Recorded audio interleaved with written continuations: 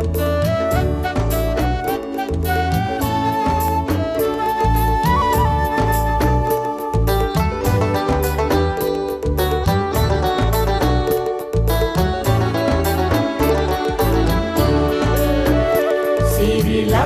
ඇසිදිසි සරසවි පින්දිම දොරින් දොරට දොර මඩලාවයි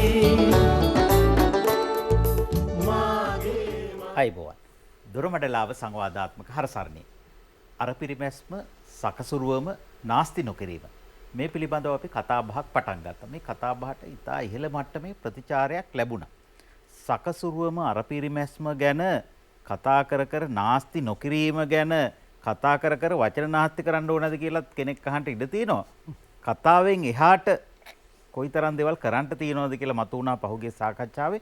අප කල්පනා කළා නැවතත් තවත් දෘෂ්ටි කෝණ වලින් මේ දිහා බලන්න සකසුරුවම ගැන නාස්ති නොකිරීම ගැන මම කැමති අපේ විද්වත් මණ්ඩලය හඳුන්වා දෙන්න අද සහභාගී වෙන්නේ වෛද්‍ය චමින්ද වීරසිරිවර්ධන මහත්මයා. ආයුබෝවන් අපේ ප්‍රධාන සම්පත්ධාරියෙක් මනෝ උපදේශකවරයෙක් චිකිත්සකවරයෙක් හැටියට එතුමා හඳුන්වා දෙන්න පුළුවන්.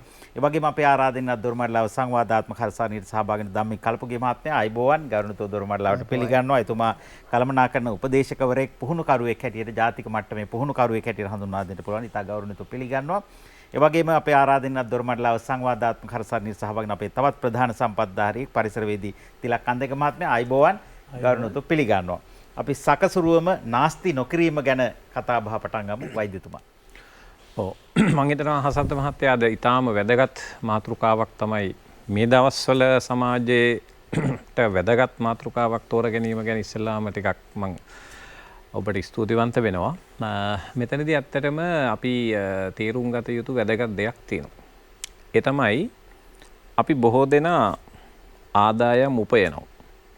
අපි ගත්තොත් අපේ රටේ ඉන්න සමහරලාට මේ කම්කරුවෙක් ඊළඟට අපේ ත්‍රිවිධ රියදුරු මහත්තයෙක් අපි අර සරල මට්ටමේ රැකියා කියන සමහරට විශාල සංඛ්‍යාවක් සල්ලි උපයනවා. සමහරට අපේ ටීචර් කෙනෙක් එච්චර සල්ලි උපයන්නේ නැති වෙන්න පුළුවන්. නමුත් තියෙන ප්‍රශ්නේ දැන් මේ උපයන ධනය අපි නිසි පරිදි කළමනාකරණය නොකළොත් රටක් හැටියට පස්සේ දුක් විඳින්න වෙනවා, පුද්ගලයෙක් හැටියට දුක් විඳින්න වෙනවා, සමහරට පවුලක් හැටියට දුක් විඳින්න වෙනවා, සෑම ආකාරයෙන්ම දුක් විඳින්න වෙනවා. දැනටත් දුක් විඳිනවා. දැනටත් දුක් විඳිනවා. ඉතින් ඒ නිසා මම හිතනවා දැන් මේ තමන් උපයන ධනය එහෙම නැත්නම් තමාගේ ආදායමට ගැළපෙන පරිදි වියදම කළමනාකරණය කරගත්තේ නැත්නම් අවසානයේ මානසික රෝගියෙක් වෙන්නත් පුළුවන්. දැන් උදාහරණ මම ඕන තරම් කියන්නම්. දැන් අපි හිතමු හසන්ත මහත්තයා දැන් මීට අවුරුදු 3-4කට කලින් එක තරුණ ළමෙක් එයාගේ වෙඩින් එකට එයා යම්කිසි මුදලක් තාත්තා වෙන් කරලා තිබුණා. ඊට පස්සේ දැන් ඒ වුණාට දැන් එයාගේ ඔළුවට තිබුණා මේ වෙඩින් එක මීට වඩා ලොකු වියදමක් සහිතව කරන්න ඕන කියලා. ඒකට එක එක අයිටම්ස් එයාට ඇඩ් කරන්න ඕන. ඊට පස්සේ මට මතකයි මොකක් හරි ඒකේ ෆ්‍රී ෂූටින් මොන හරි එකකට මේ දරුවා මොකක් හරි ගිහිල්ලා ඉතින් ඒ කොහොම හරි දෙගොල්ලොම කැමති වෙලා කොහොම හරි මේ දිය ඇල්ලක් ළඟ මොකක් හරි ලොකු නිකන් ටෙලිනාට්‍යයක් වගේ වැඩක් කරන්න තමයි මේගොල්ලන්ගේ සැලැස්ම. කොහොම හරි ඒ සඳහා වියදම එස්ටිමේට් කරලා තිබුණා ලක්ෂ 10ක් විතර.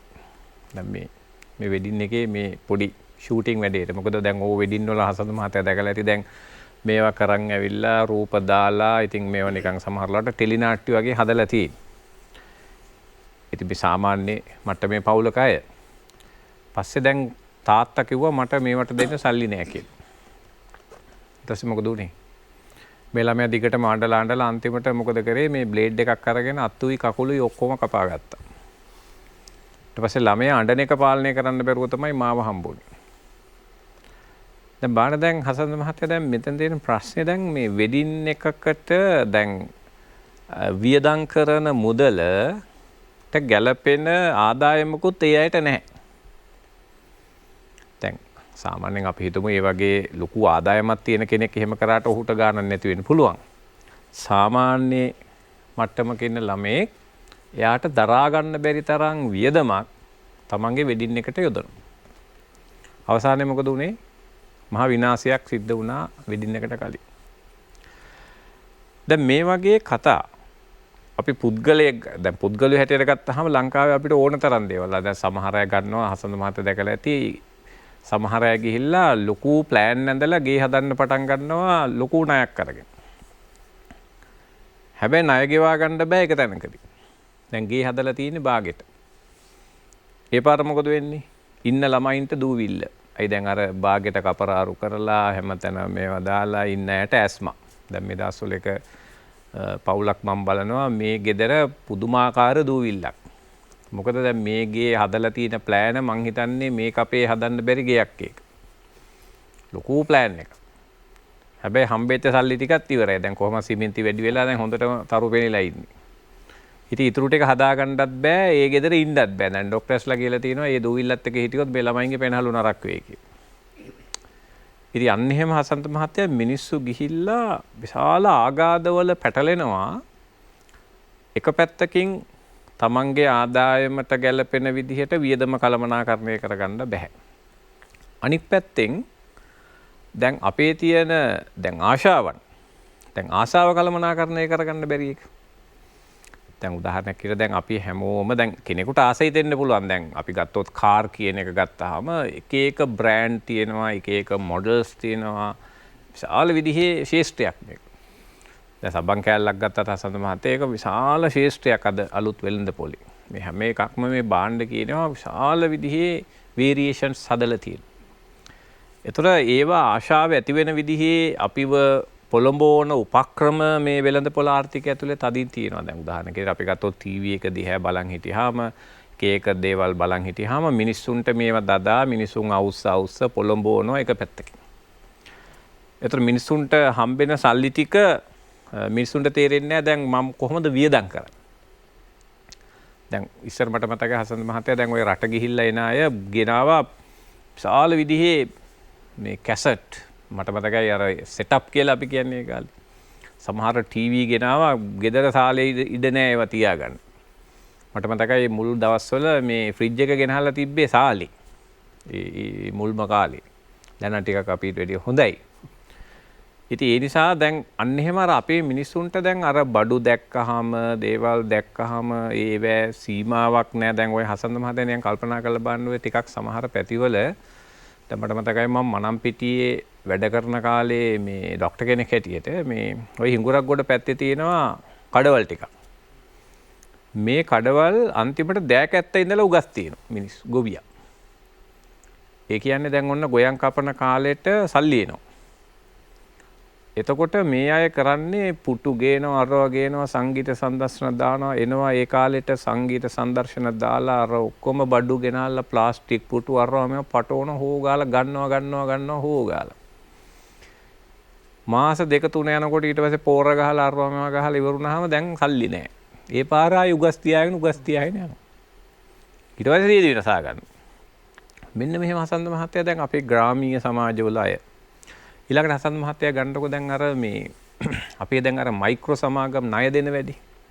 දැන් පොඩි නිකන් ගමක ගිහිල්ලා බාන්න අර බයිසිකල් ගත්ත කට්ටියක් ඉන්නවා. ඔය කට්ටිය එනකොට දැන් ඔය අපේ ඉන්න හරියෙත් මම දැකලා තියෙන පොඩි මේ තේ වතු වල මිනිස්සු ඉන්නේ. මේ මිනිස්සු හැමදාම මේ තේ පඳුරු අස්සේ හැංගෙනවා. මම බැලුවා මොකද කියලා අර බයිසිකල් කට්ටිය එනවා.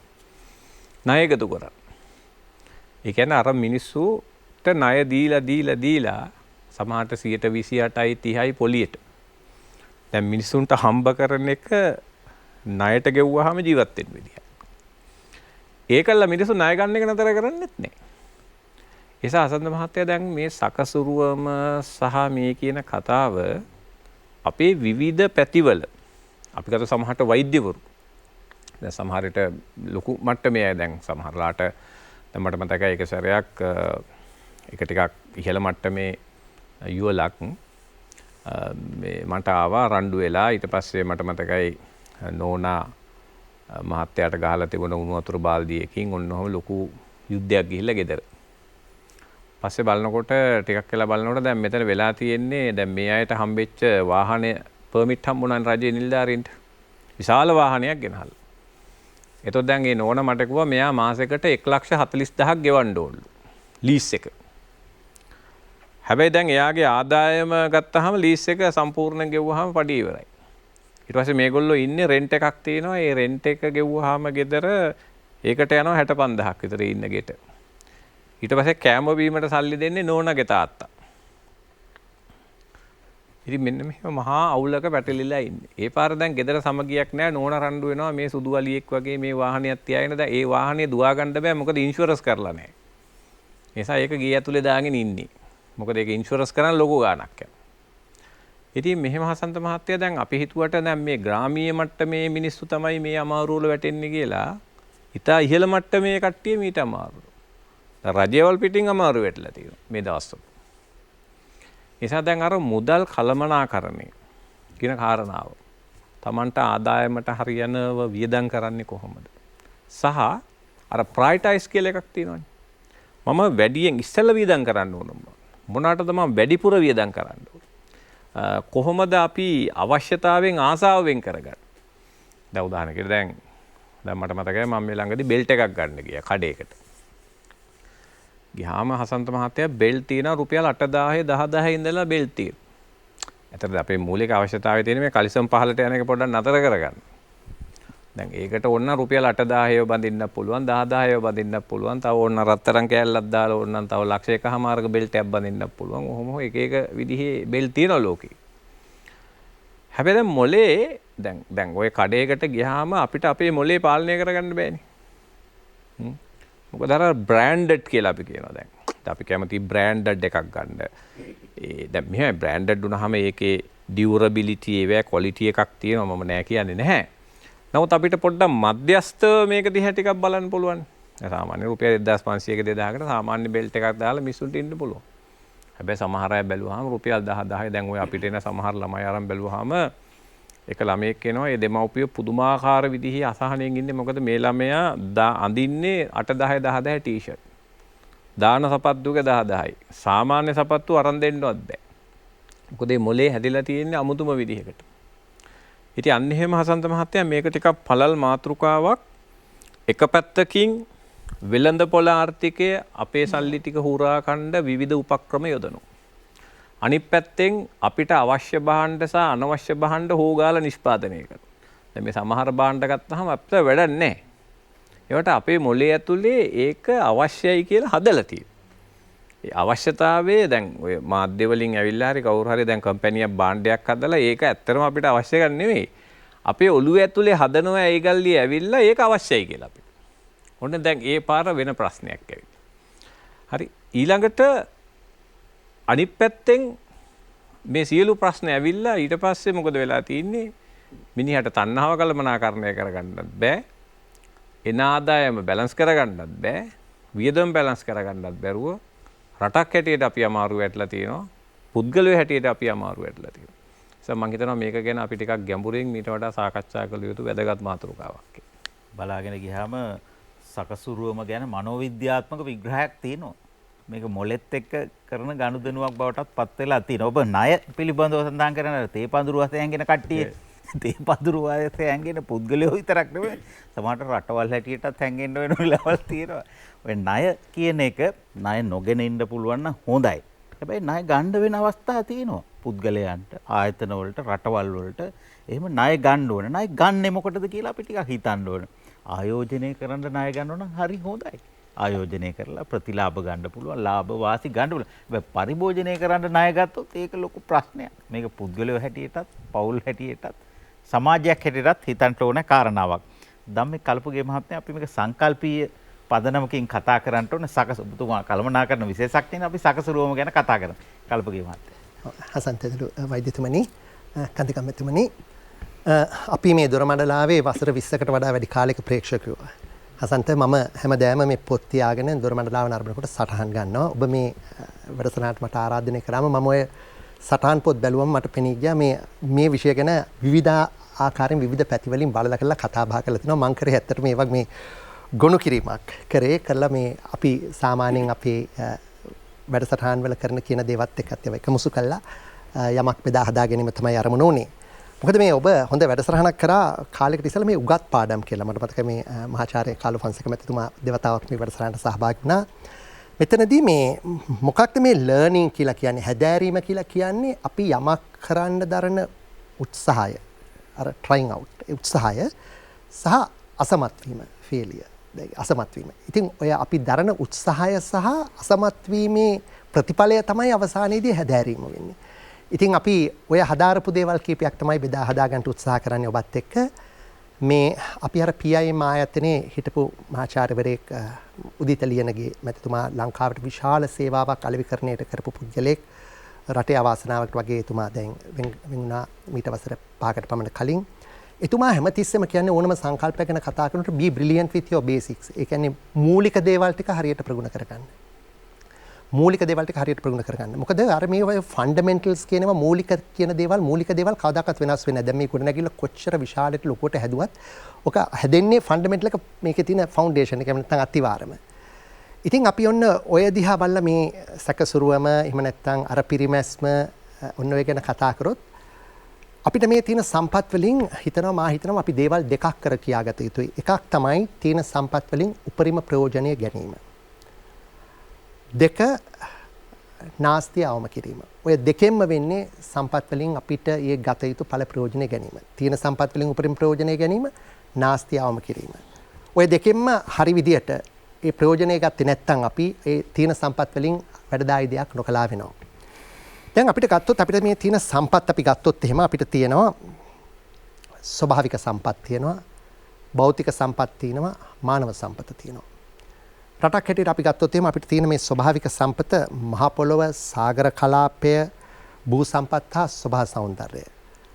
අපි මේ වගේ තාමත් ඇති වෙන්න ප්‍රයෝජනෙ අරගෙන තියෙනවද? දැන් අපි පාසල යන කාලේ කතගම මහත්තයෝ අපි ඉගෙන ගත්තේ මොකක්ද? තිරිඟු වැරෙන්න අනිත් ඕනම දෙයක් මේ මහ පොළොවේ වැවෙනවායි කියලා අපි කිව්වේ කාලා විසි කරන අඹ ඇටේ පවා වැවෙනවායි කියලා. නමුත් අපි මේ ප්‍රයෝජනය හරියාකාරයෙන් මේ මහ පොළොවෙන් අපි අරගෙන තියෙනවද? අපේ වෛද්‍යතුමා කියවා වගේ අපි දැන් ආර්ථිකමය වශයෙන් මේ වකවානුවේ ලොකු ප්‍රශ්නයකට මුහුණ දෙලා තියෙනවා. මොකද අපේ අපනයන ආදායම අඩුයි, ආනයන වියදම වැඩි. ඉතින් ඒක තමයි මේ ප්‍රශ්නෙට මූලික හේතුව වෙලා තියෙන්නේ. ඉතින් අපි මේ මහ පොළොවෙන් අපේ මහ පොළොවෙන් අපි ගන්න පුළුවන් උපරිම ප්‍රයෝජනය අරගෙන තියෙනවද? දැන් බලන්න සරල විදිහට කිව්වොත් එම අපි මේක ඔබ මේ වැඩසටහනේ සාකච්ඡා කරා. දැන් මේ පොළොවේ ගත්තොත් එහෙම අපේ ශ්‍රී ලංකාව භූමියේ ගත්තොත් එහෙම අවුරුද්ද පුරාම වැවෙන පළතුරු තුනක් අපි උදාහරණයකට කිව්වොත් එහෙම පැපොල්, අන්නාසි, කෙසෙල්. නමුත් මේ දේවල් තීදී අපි මේවා හරි විදිහට මේ රටේ මේවා ප්‍රවර්ධනය කරනවද? එහෙම නැත්නම් විවිධ අලෙවි ක්‍රම මාර්ගයෙන් අර පිටින් එන දේමද අපි වෛද්‍යතුමා කිව්වාමෙන් ප්‍රවර්ධනය කරන්න උත්සාහ කරන්නේ. දැන් බලන්න අපේ මේ ස්වභාවික සම්පත් ගත්තොත් එහෙම මේ රට දැන් අපිට කොච්චර දේවල් තියෙනවද අලෙවි කරලා විශේෂයෙන්ම සංචාරක ව්‍යාපාරයේ වගේ දේවල් නගා හිටවලා උපරිමයෙන්ම මේ තියෙන සම්පත් වලින් ගන්න. දැන් බලන්න මාලදිවින වගේ රටක් ගත්තොත් එහෙම දූපත් 1000 ගණක් තියෙන රටක්. ওই රටට 1972 ඇවිල්ලා යම් ආකාරයක තක්සේරුවක් කරලා තිනවා. තක්සේරුවක් කරලා කියලා තිනවා කවදාක්වත් මේ රට සංචාරක ව්‍යාපාරේ නගාවන්න පුළුවන් හිටවන්න පුළුවන් රටක් නෙවෙයි කියලා මාලදිවින. මොකද දූපත් පිහිටලා තියෙන ගොඩක් විසිරිලා දූපතකින් දූපතකට යන්න තියෙන ගමනාගමන පහසුකම් අඩුයි. ඒ හින්දා සංචාරක ව්‍යාපාරයේ මේ රට හරියන දෙයක් නෙවෙයි. නමුත් 1974 ආපු ඒ රටට ආපු ඉතාලික ජාතිකයෝ 12 දෙනෙක්. ඔවුන්ට පෙනී කියලා තියෙනවා මේ රටේ තියෙනවා sun sea sand. මෙන්න මේ තුන හරි විදිහට ප්‍රවර්ධනය කරොත් එහෙම අපිට කොයිතරම් දෙයක් මේ රටට මේ තියෙන සම්පත් වලින් කර කියා ගන්න පුළුවන්ද? දැන් අද ඔබ දන්නවා අපේ රටට සංචාරකයෝ නාවට 1983 ඉඳලා මේ රටේ පටන් ගත සිවිල් යුද්ධයෙන් වැඩිපුරම ඵල ප්‍රයෝජන නෙලාගත් රටක් බවට පත් වෙලා තිනවා මාලදිවයිනේ. සංචාරක ව්‍යාපාරයෙන් විශාල මුදලක් උපයනවා. දැන් ඔය වගේ අපි ඔය තියෙන සම්පත් වලින් ප්‍රයෝජනය අරගෙන තමයි අපිට ස්වභාවයෙන්ම මේ තියෙන සම්පත් වලින් ඊළඟට සාගර කලාපය අපි තාමත් හරි විදියට තක්සේරුවක් කරලා නැහැ. කොපමණ සම්පත් තියෙනවද, කොපමණ දේවල් අපිට එකෙන් ගන්න පුළුවන්ද කියලා. භෞතික සම්පත් දැන් වෛද්‍යතුමා කිව්වෙත් එක අපි මේ තියෙන භෞතිකව අපි තියෙන සම්පත් අපි ලබා ගන්න දේවල් මේවා අපි නිතර දෙවේලේ ඔය අලෙවි කරන උපක්‍රම වලට ඒවට ගැති වෙලා අනවශ්‍ය විදිහට ඒවා අපි වියහියදම් කරනවාද? දැන් බලන්න අපි මොබයිල් දුරකථනයක් ගත්තොත් එහෙම හැම ළමයෙක්ම ඔය කරලා තියෙන සමීක්ෂ වලින් කියලා තියෙනවා මාස 9කට අවුරුද්දකට වතාවක් ආසයි ඒ දුරකථනය මාරු කරන්න. අපි දැන් කොපමණ විදේශ විනිමයක් මේ සඳහා රටින් පිට යනවා. දැන් අපි දුරකථනයක් මොබයිල් දුරකථනයක් ලේසියම වසර 4ක් 5ක් පාවිච්චි කරනවාමයි. මේක බිම වැටලා මොකක් හරි ආබාධයක් ඒකට නොවුනොත්. ඉතින් අපි ඔය භෞතික සම්පත් ගන්නකොටත් ඒකෙන් ඒ ගන්න පුළුවන් උපරිම ප්‍රයෝජනය අරගෙන ඉවර වෙලාද තව සම්පතකට අපි නැත්නම් තව දෙයක් අපි ගන්නෙ. අර ඕනම එක තියෙන ඔප්ටිමම් පොයින්ට් කියලා දෙයක්. මොකද අන්න එතනට වෙනකන් ඒකේ ඵලදායීතාවය අරගෙන ඉවරුණාට පස්සේද අපි තව ඒ සම්පතක් ගන්න. ඊළඟට මේ රටේ තියෙන මානව සම්පතෙන් අපි උපරිම ප්‍රයෝජනය ගන්නවාද? මොකද මේ වැඩසටහනෙම ඔබ ගෙනල්ලා තියෙන විද්වතුන් දිහා බැලුවම අපි දැකලා තියෙනවා අද්විතීය කුශලතාවයන්ගෙන් හෙබි පිරිස ඉන්න රටක් ශ්‍රී ලංකාව. අපි නාසා ආයතනය ඔබ හොඳින්ම හඳුන්වන විද්‍යාඥයා ආචාර්ය සරත් ගුණපාල ඔහු ඇවිල්ලා ඒ ඉන්න නාසා ආයතනයේ විද්‍යාඥයෝ හොඳම 36 දෙනාගෙන් කෙනෙක් වටපත් වෙලා තිනවා. අපිට ඔය වගේ අර තාක්ෂණික ක්ෂේත්‍රයේ IT ක්ෂේත්‍රයේ විවිධ ක්ෂේත්‍රවල බොහෝ දෙනා ඒ ප්‍රයෝජනෙ අපි උපරිම වශයෙන් අරගෙන තියෙනවා. දැන් ඇත්තටම මේ දේ කරන්න රටක මේ තියෙන සම්පත් වලින් උපරිම ප්‍රයෝජනය ගන්න නාස්තිය අවම කරන්න මම හිතනවා අපිට දැක්මක් අවශ්‍යයි. හොඳම දැක්මක් මේ රටට තිබිලා තියෙනවා කෘෂි ආර්ථිකයක් තිබිච්ච යුගයක අර පරාක්‍රම බාහු රජුරුවන්ගේ. ඔහු කිව්වේ මොකක්ද මේ පොළවට වැටෙන කිසිම දිය බිඳක් සාගරයට නොයවා ඒක කෘෂිකර්මාන්තය සඳහා අපි භාවිතා කරමු. ඉතින් අපි පෙරදිග ධාන්‍යාගාරය කියන නාමාවලිය ඒ ප්‍රතිඵලයක් හැටියට ලැබුවා. දැන් බලන්න කොයිතාක් දුරට මේ නාස්තිය අවම කරලා දේවල් වලින් උපරිම ප්‍රයෝජන ගන්නවද රටවල්. හසන්ත අපි ගත්තොත් එහෙම මේ ජපානය වගේ රටවල්. ඔබ ගිහිල්ලා තියෙනවා ඔබ ඉඳලා තියෙනවා. දැන් මේ ජපානයට ඕන කරා වරක් ඔවුන්ගේ මේ හදන්න දුම්රිය මාර්ගයක් නැගෙනහිර ප්‍රදේශයට ඔබ දන්නවා ජපානයේ කඳු බොහොමයක් තියෙන රටක් කඳු 6193ක් ඒ රටේ තියෙනවා කියලා උන් පිළිගන්නවා. තීන භූමියනුත් වාසස්ථානයේ සඳහා සුදුසු 128ක වගේ ප්‍රමාණයක් කියා කියනවා. ඉතින් මොවුන්ට ඕන වුණා මේ අර ජපනීස් රේල්වේ තමයි ජපානයේ තියෙන ප්‍රසිද්ධතම මේ රේල් සමාගම රජයෙන් තමයි ඒක පවත්වාගෙන යන්නේ. ඔවුන්ට ඕන වුණා නැගෙනහිර දිශාවට ජපානයේ ටෝකියෝ නගරේ ඉඳලා රේල් ලයින් එකක් දාන්න පිටතට. ගොඩක් එළිය පළාත් කීපයකටම යන්න. මේක කරනකොට උන්ට පෙනී ගියා බොහෝ කඳු සිදුරු කරගෙන ඔවුන්ට යන්න වෙනවා මේ රේල් ලයින් එක දාන්න. එක කන්දක් සිදුරු කරගෙන උමගයක් හදනකොට නොසිතූ නොපැතූ දෙයකට උන්ට මුහුණ දෙන්න සිදු වුණා විශාල ජල සීරාවක් එකෙන් එන්න ගත්තා. මේ ඒක බාර හිටපු ඉංජිනේරුවරු දවස් දෙකකට වැඩ නැවැත්තුවා ටෝකියෝ නගරයට ඇවිල්ලා බලන්න පොඩ්ඩක් මේ සැලසුම් බලන්න කොහොමද මේක මේ ළඟ තියෙන ගඟකට යවන්න පුළුවන්. මේ ජලය මේක නාස්ති නොකර ළඟ තියෙන ගඟකට ඒක කොහොමද හරවන්න පුළුවන්. ඔය අතරතුරේදී ඔය දවස් දෙකකට වැඩ නැවැත්තුවේ ඔවුන් මේ ඇතුලේ ඉඳ මේ උමගේ ඇතුලේ හිටපු එක පුද්ගලයෙක් ඔහු මේකෙන් දියපඩක් මේක පානය කරාම ඔහුට පෙනී ගියා මේ කම්කරුවෙක් එක වැඩ කරපු මේකේ අමුතුම රසක් තියෙනවා නැවුම් බවක් තියෙනවා. ඔහු එකපාරට හිතන්න ගත්තා ඇයි මේ ජල සිරාව අපි ළඟ තියෙන ගඟකට හරවන්නේ? ඇයි අපි මේක අලෙවි කරන්න පටන් ගන්න නැත්තේ? පස්සේ මේ ඉංජිනේරුවා ආවම ඔහු ඒක නිර්දේශ කරා මේ ජල බීලා බලන්න පානය කරලා බලන්න මේකේ තියෙන අමුතු නැවුම් බවක්. අපි මේක ළඟ තියෙන ගඟකට හරවන්නේ නැතුව ඇයි මේ මුවගේ එහා පැත්තේ අපි හදන්නේ නැත්තේ ප්ලාන්ට් එකක් නිෂ්පාදනාගාරයක් හදලා මේක ජලය බොටල් කරලා අපි විකුණමු. පස්සේ මොවුන් මේක සාම්පල් එකක් අරන් ටෙස්ට් කරලා බැලුවම උන්ට පෙනී ගියා ඒ තාක්කල් ජපානයේ පානය සඳහා සියලුම අර ඉන්ග්‍රීඩියන්ට්ස් ඔක්කොම තිබිච්ච හොඳම ජලය කියලා. ඔවුන් මොකද කරේ අර කම්කරුවාගේ අදහස පිළි අරගෙන එහා පැත්තෙන් හදාගෙන ගියා ෆැක්ටරියක් මේක බොටල් ප්ලාන්ට් එකක් මේක මේ බොටල් කරලා විකුණන්නේ. දැන් මොවුන්ට ඊළඟට ආපු ප්‍රශ්නේ තමයි කොහොමද මේක අපි අලෙවි කරන්නේ? ඔවුන් කිව්වා මොවුන්ගේ ජැපනීස් රේල්වේ ලයින් එකේ ඔය දුර ප්‍රදේශවලට යන්නේවට අපි ඇතුලේ ඒකේ භෝජනාගාර තියෙනවා ළඟට ගෙනල්ලා සර්ව් කරනවා. අපි අපේ මේ ජලය විතරක් අපේ මේ අනුසමාගමේ ජලය විතරක් අපි අලෙවි කරමු. ඉතින් මේක පානය කරන්න ගත්ත පිරිස බැලුවා මේ ජලය හරිම නැවුම් බවක් තියෙනවා මේක වෙන කොහෙවත් ගන්න නෑ. ඉතින් මොකද කරේ? අර දුම්රියෙන් බහින කට්ටිය ඕවා හොයාගෙන ගියා ඒ සුපර් මාකට් වලට ඒ ග්‍රොසරීස් වලට එහෙම නැත්නම් ඔය රෙස්ටොරන්ට් වලට මේ ජලය. පස්සේ ඒ තැන් වලට මොවුන් මේ බ්‍රෑන්ඩ් එකේ තියෙන ජලය දාන්න ගත්තා. බ්‍රෑන්ඩ් එක පොපියුලර් වුණා කියන බ්‍රෑන්ඩ් එක ජනගත වුණා. ප්‍රතිඵලයක් හැටියට මොකද උනේ? ඒ බ්‍රෑන්ඩ් එකේ නමින් මොවුන් හදන්න ගත්තා සොෆ්ට් ඩ්‍රින්ක්ස් එක ජාතිය සොෆ්ට් ඩ්‍රින්ක්ස්. එතකොට අර ගන්න පුද්ගලයාගේ අදහස උනේ මේකත් අර ජලයෙන්ම හදනේවා කියලා. එතකොට ඒවා පිනදී ගන්න ගත්තා. අවසානයේදී කොයිතාක් දුරට ඒකේ බ්‍රෑන්ඩ් එක ඒ සන්නාමය ප්‍රසිද්ධ වුණාද කිව්වොත් ඒ සන්නාමය භාවිතා කරලා මොවුන් හදන්න ගත්තා ටී කොෆි පවුඩර්. කිසිම ජලයට කිසිම සම්බන්ධයක් නැති දෙයක්. ඒ අණු ආයතනයේ මේ JR ජපනීස් රේල්වේ සමාගමට විශාල මුදලක් ගෙන දෙන ආයතනයක් වටපත් වුණා. මම කියන්න උත්සාහ කරන්නේ අපි මේ හරි විදියට මේ සම්පත් කළමනාකරණය කරනවා නම් සම්පත් හරි විදියට පරිභෝජනය කරනවා නම් සම්පත් හරි විදියට පාවිච්චියට ගන්නවා නම් නාස්ති නොකර බොහෝ දේවල් ඒ දේ තුලින් අපිට කර කියා ගන්න පුළුවන්. අපි ආරම්භයේදී කියමු අපි ඉස්සරහට තව එකක් උදාහරණ කතා කරමු. JR කියන කෙටි නාමයෙන් හැඳින්වෙන ජපාන් රේල්වේ ගැන ඔබතුමා සඳහන් කළා. ඉතින් ලංකාවේ රේල්ුව ගැන බලන්නකෝ. ඒ තරම් ඉඩම් තියනවද මන්ද වෙන කාටවත් ආයතනයකට රේල් පාර දෙපැත්තේ කොච්චර අපි ඉඩමක් සෑහෙන ප්‍රමාණයක් ඇරලා තියෙනවනේ සෑහෙන ප්‍රමාණයක් තියෙනවනේ නේද කන්දක මහත්තයා. ඉතින් ඒක හොඳයි අවශ්‍යයි. එහෙම තියන්න ඕන. ආරක්ෂාව නොඑක ආදී හේතු මත. හැබැයි ඊට වඩා ප්‍රයෝජනයක් ගන්න පුළුවන්ද කියලා හිතනවා නම් හොඳයි. හිතලා බලන්න ඕනේ. මොකද ලංකාවේ වැඩිම භූමි ප්‍රමාණයක් හිමි සලකන්නේ මේ දුම්රිය දෙපාර්තමේන්තුවට. දුම්රිය දෙපාර්තමේන්තුවට සෑහෙන්න ඉඩම් තියෙනවා. කන්දක මහත්තයා. ඇත්තටම හසන්ත මහත්තයා සකසුරුවම ගැන කතා කරනකොට මට මතක් වෙන්නේ මගේ ඈත අතීතය.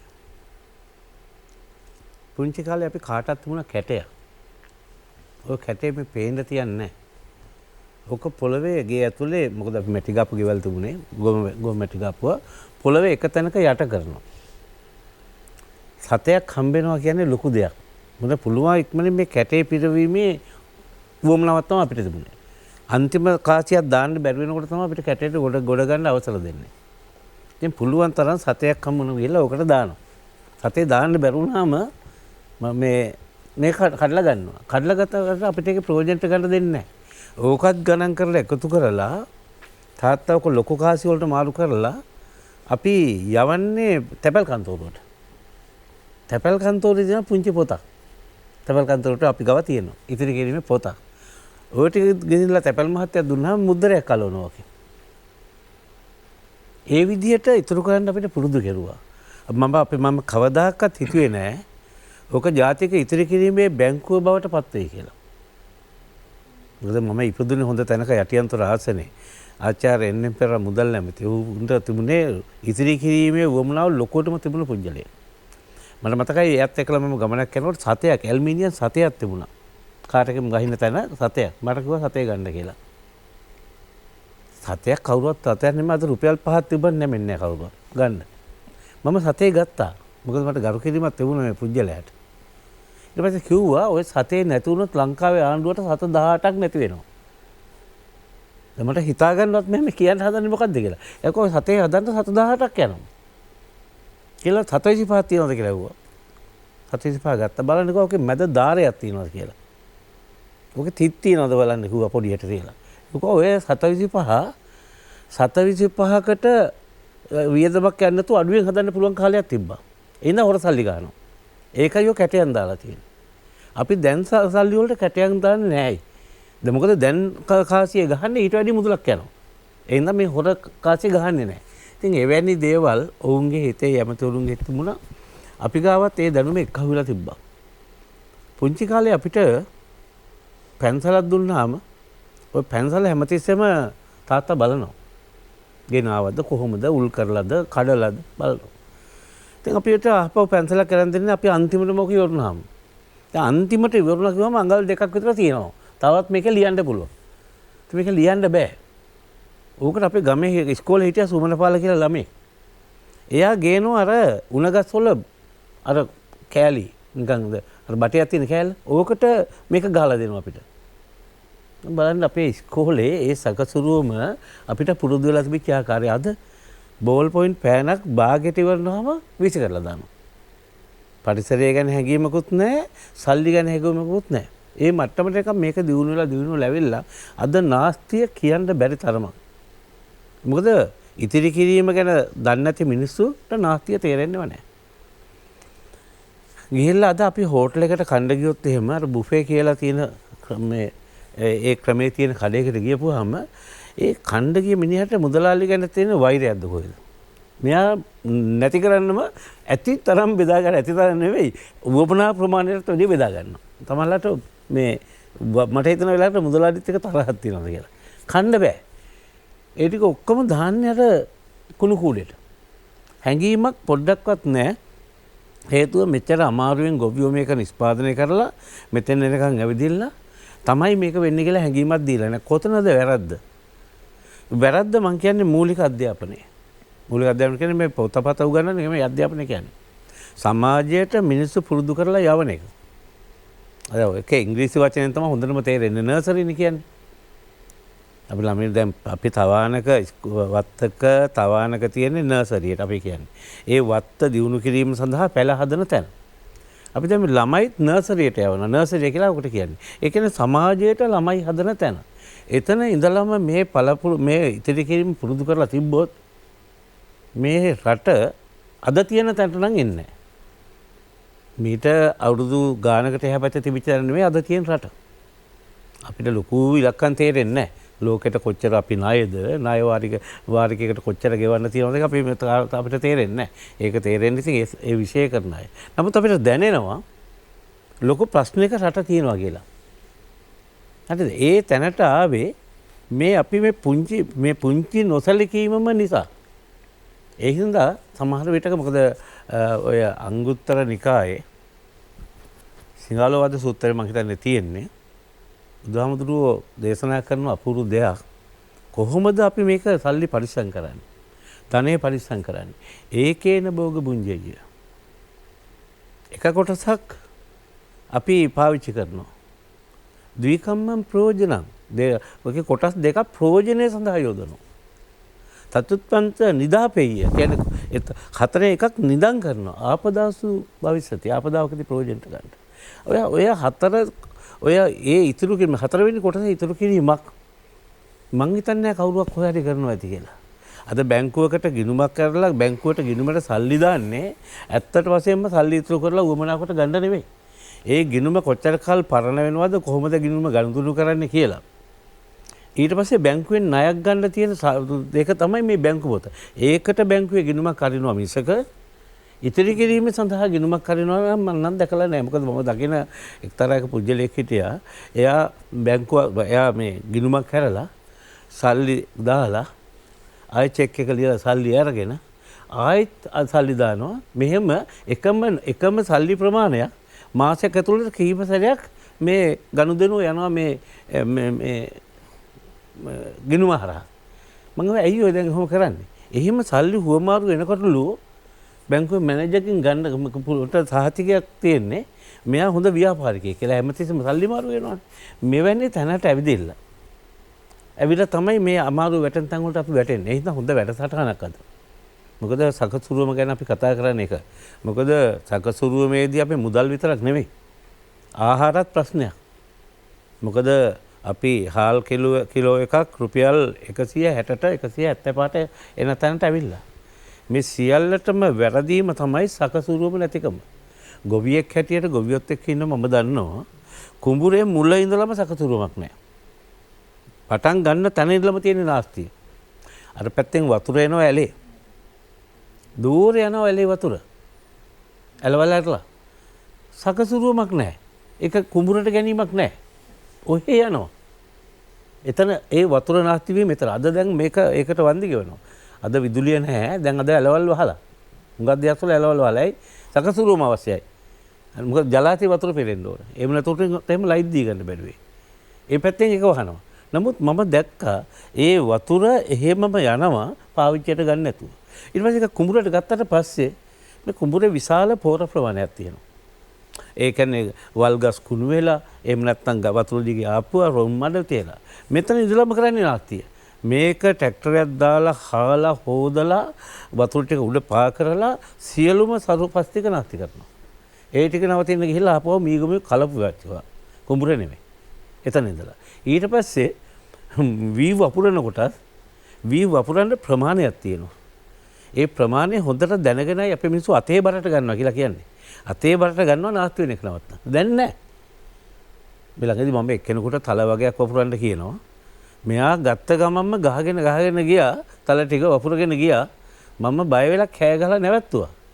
අක්කර 5ක් විතර වගා කරන්න පුළුවන් කුතුමුණු තල ටික අක්කර භාගයකදී භාගයක් ඉවරයි. දැන් සකසුරුවම මේ ගැන දන්නේ නැහැ. නමුත් ඉස්සර මිනිස්සු මේකට වැලි ටිකක් කලවම් කරලා අතේ බර හදාගන්න. ඒකට තල ටික කලවම් කරලා අතේ බර ගත්ත එහෙමයි. ඊට පස්සේ තමයි ඉහගෙන ගියේ. සකසුරුවම නැහැ. නාස්තිය හැමතැනම. ඉතින් අපිට සිද්ධ වෙන්නේ ඒකේ ප්‍රතිඵලය හැටියට සාමාන්‍යයෙන් රුපියල් 100කට විතර ගන්න පුළුවන් හාල් කිලෝයකට 160ක් ගෙවන්න වෙනවා.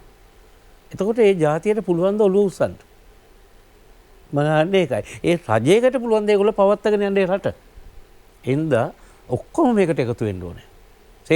සේරම පුංචි ළමයාගේ ඉඳලා ඉහළම රාජ්‍ය පාලකයා දක්වාම සකසුරුවම ඉගෙන ගන්න ඕන කාලෙක තමයි මේ වැඩසටහන අද මේක ඇතුළට මේ පවත්වන්නේ. ඒකට ස්තුතියි ඇත්තටම. මේ වගේ 10ක්වත් තියෙන සකසුරුවම තමයි උගන්වන්න තියෙන්නේ. වෙන මොකවත් මේ රටට ඉගෙන උගන්වන්න අවශ්‍ය නැති මට්ටමට දැනුම තියෙනවා මේ රට මිනිස්සු ගාව. නැත්තේ සකසුරුවම පිළිබඳ දැනුම. කන්දේක මහත්තයා දුප්පත් රටවල පෝසත් මිනිස්සු ඉන්නවා. මට හිතෙනවා අපි පෝසත් රටක දුප්පත් මිනිස්සු කියලා. නිකමට හිතන්න බලන්න දැන් මාලදිවයින පිළිබඳව සඳහන් කළා. මාලදිවයිනේ තියෙන්නේ මොනවද කියලා කිව්වා. හැබැයි අද සංචාරක ව්‍යාපාරයෙන් ඒ රට කොයිතරම් සමුද්‍රයටපත් වෙලාද කියලා අමුතුවෙන් කියන්න දෙයක් නැහැ. මේ කටුනායකට බැහැලා පැය භාගයකින් ආයි මාලදිවයිනේ යනවා. අපේ නැත්තේ මොනවද කියලා කියන්නකො. මහා වනාන්තරයේ වුණනම් වනාන්තරයේ සිංහරාජයේ වගේ සුන්දර ලෝක පූජිත වනාන්තරයක් තියෙන රටක්. අලි බලන්න ඕන නම් අලි, මහා මුහුද ඕන නම් ලස්සන මුහුදු රළ ඕන නම් හික්කඩු අරුගම්බේ යන්න ඕන. සීගිරිය වගේ ලෝක උරුමයක් බලන්න ඕන නම් තියෙනවා. අනුරාධපුරයේ පොළොන්නරුව ගියාම විශාල ජාතික උරුමයක්. මේ ඔක්කොම තියෙනවා. සීතල ඕන නම් නුවරඑළියේ පැය 3ක් ඇතුළත උණුසුම ඕන නම් හම්බන්තොටට එන්න පුළුවන්. පාරවලුත් තියෙනවා. මේ ඔක්කොම තියෙනවා. පෝසත් රටන්නේ ලස්සනට ඉර එළිය වැටෙනවා. වැහි කාලෙට වැස්ස තියෙනවා. බලන්නකො කොළ පාට නිල්ල තියෙනවා. මේ ඔක්කොමත් තියෙනවා. ගංගාවල වතුරක් තියෙනවා. හිඳෙන කාලවලත් තියෙනවා. නියං කාලේට ඒක වෙන කතාවක්. හැබැයි බලන්නකො කොහොම ගංගාවල් තියෙනවද කියලා මේ අහල පහල රටක ළඟ මේ ඔක්කොම තියාගෙන මෙච්චර පෝසත් රටේ මිනිස්සු දුප්පත් උනේ ඇයි? මේක නම් මහා බරපතල ප්‍රශ්නයක්. බරපතල ලෙස කතා කරන්න ඕන ප්‍රශ්නයක්. මෙච්චර පෝසත් රටක මිනිස්සු දුප්පත් උනේ ඇයි? මිනිස්සු ණය උනේ ඇයි? මේක දවසක දෙකක ප්‍රශ්නයක් නෙමෙයි. මේ අපි අපිට කියන්න බෑ මේ ඊයේ පෙරේදා පටන් මේක කාලයක් තිස්සේ මේක අපි ණය බරිත රටක් බවට පත් වෙලා. එහෙම උනේ ඇයි කියලා අපි කතා කරමු. ඒකට සකසරුවමෙන් පිළියම් තියනවාද කියලා තමයි මේ කතා කරන්නේ. මට අවශ්‍ය දෙන්න පාලක මැදිරියට යන්න. පාලක මැදිරිය මගින් නිකුත් කරන පණිවිඩ කීපයක් සඳහා.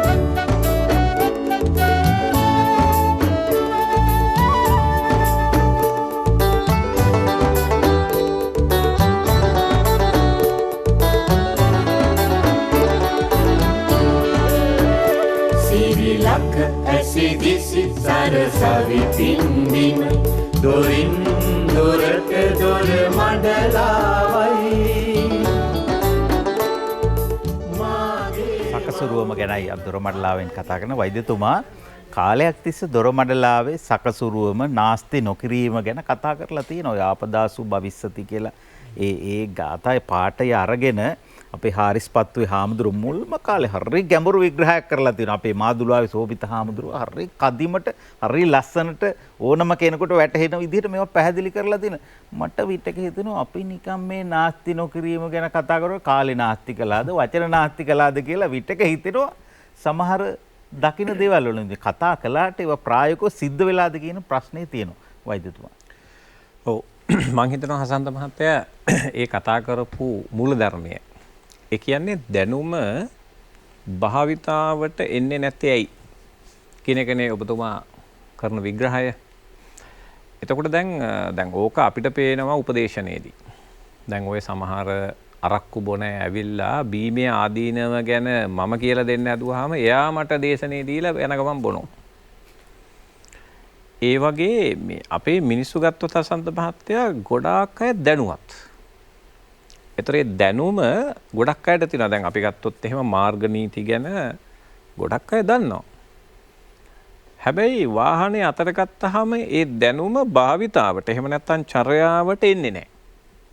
ඒ නිසා දැන් ලෝකේ තියෙන ලොකුම ඛේදවාචකයක් හැටියට සලකනවා මේ දැනුම භාවිතාවට එන්නේ නැති එක තමයි මේ ලෝකයේ තියෙන පරම ඛේදවාචකය කියලා.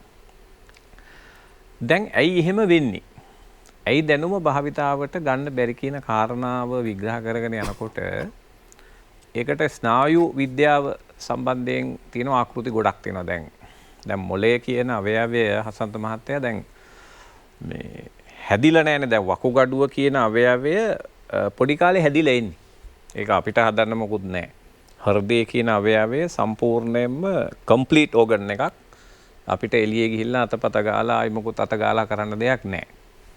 මොළය කියන අවයවයේ ප්‍රශ්නේ තියෙන්නේ නිකම්ම එළියට එනවා මේ 120ක් විතර හැදිලා තියෙන 80ක් හැදිලා නැහැ. එතකොට දැන් සමාජයක් හැටියට අපිට මහ විශාල වගකීමක් තියෙනවා. මේ මොළය දැන් මේ මොළය අපි ගොඩනගන මොළය තමයි තව අවුරුදු 20ක් 30ක් 40ක් මේ සමාජය තියෙන පැවැත්ම තීරණය කරන්නේ. දැන් උදාහරණයක් අපි බොහොම සරල උදාහරණයක් ගමු. දැන් මේ දවස්වල පාරේ දිහා බැලුවාම පේන හසන මහත්තයා දැන් අපි ගත්තොත් වාහනයක අපි වාහනයක් එලවනකොට හසන මහත්තයා නිකන් බලාගෙන ඉන්න හැම තප්පරයකම මේ පාරේ කන්ඩිෂන් එක වෙනස් වෙනවනේ. දැන් උදාහරණයක් ගත්තොත් ඔන්න දැන් කහයිරෙන් මිනිස්සු එනවා සමහර අයට පයින්නවා. පාරේ ඉන්න කෙනෙක් මැදට එනවා ආපහු යනවා. හරකෙක් පාරේට එනවා ආයි යනවා. ඊළඟට වාහන සමහරට ත්‍රිවිල් රියදුරෝ වමෙන් යනවා දකුණෙන් යනවා. මේ පාරේ තියෙන මේ කන්ඩිෂන් එක නැත්තම් මේ තියෙන ෆ්ලුයිඩිටි නැත්තම් ඒකේ තියෙන අර තත්වය තප්පරෙන් තප්පරේ වෙනස් වෙනවා. එතකොට දැන් ඩ්‍රයිවර් කෙනෙක් වාහනේ රිය පදවන කෙනෙකුට ලොකු අභියෝගයක් තියෙනවා.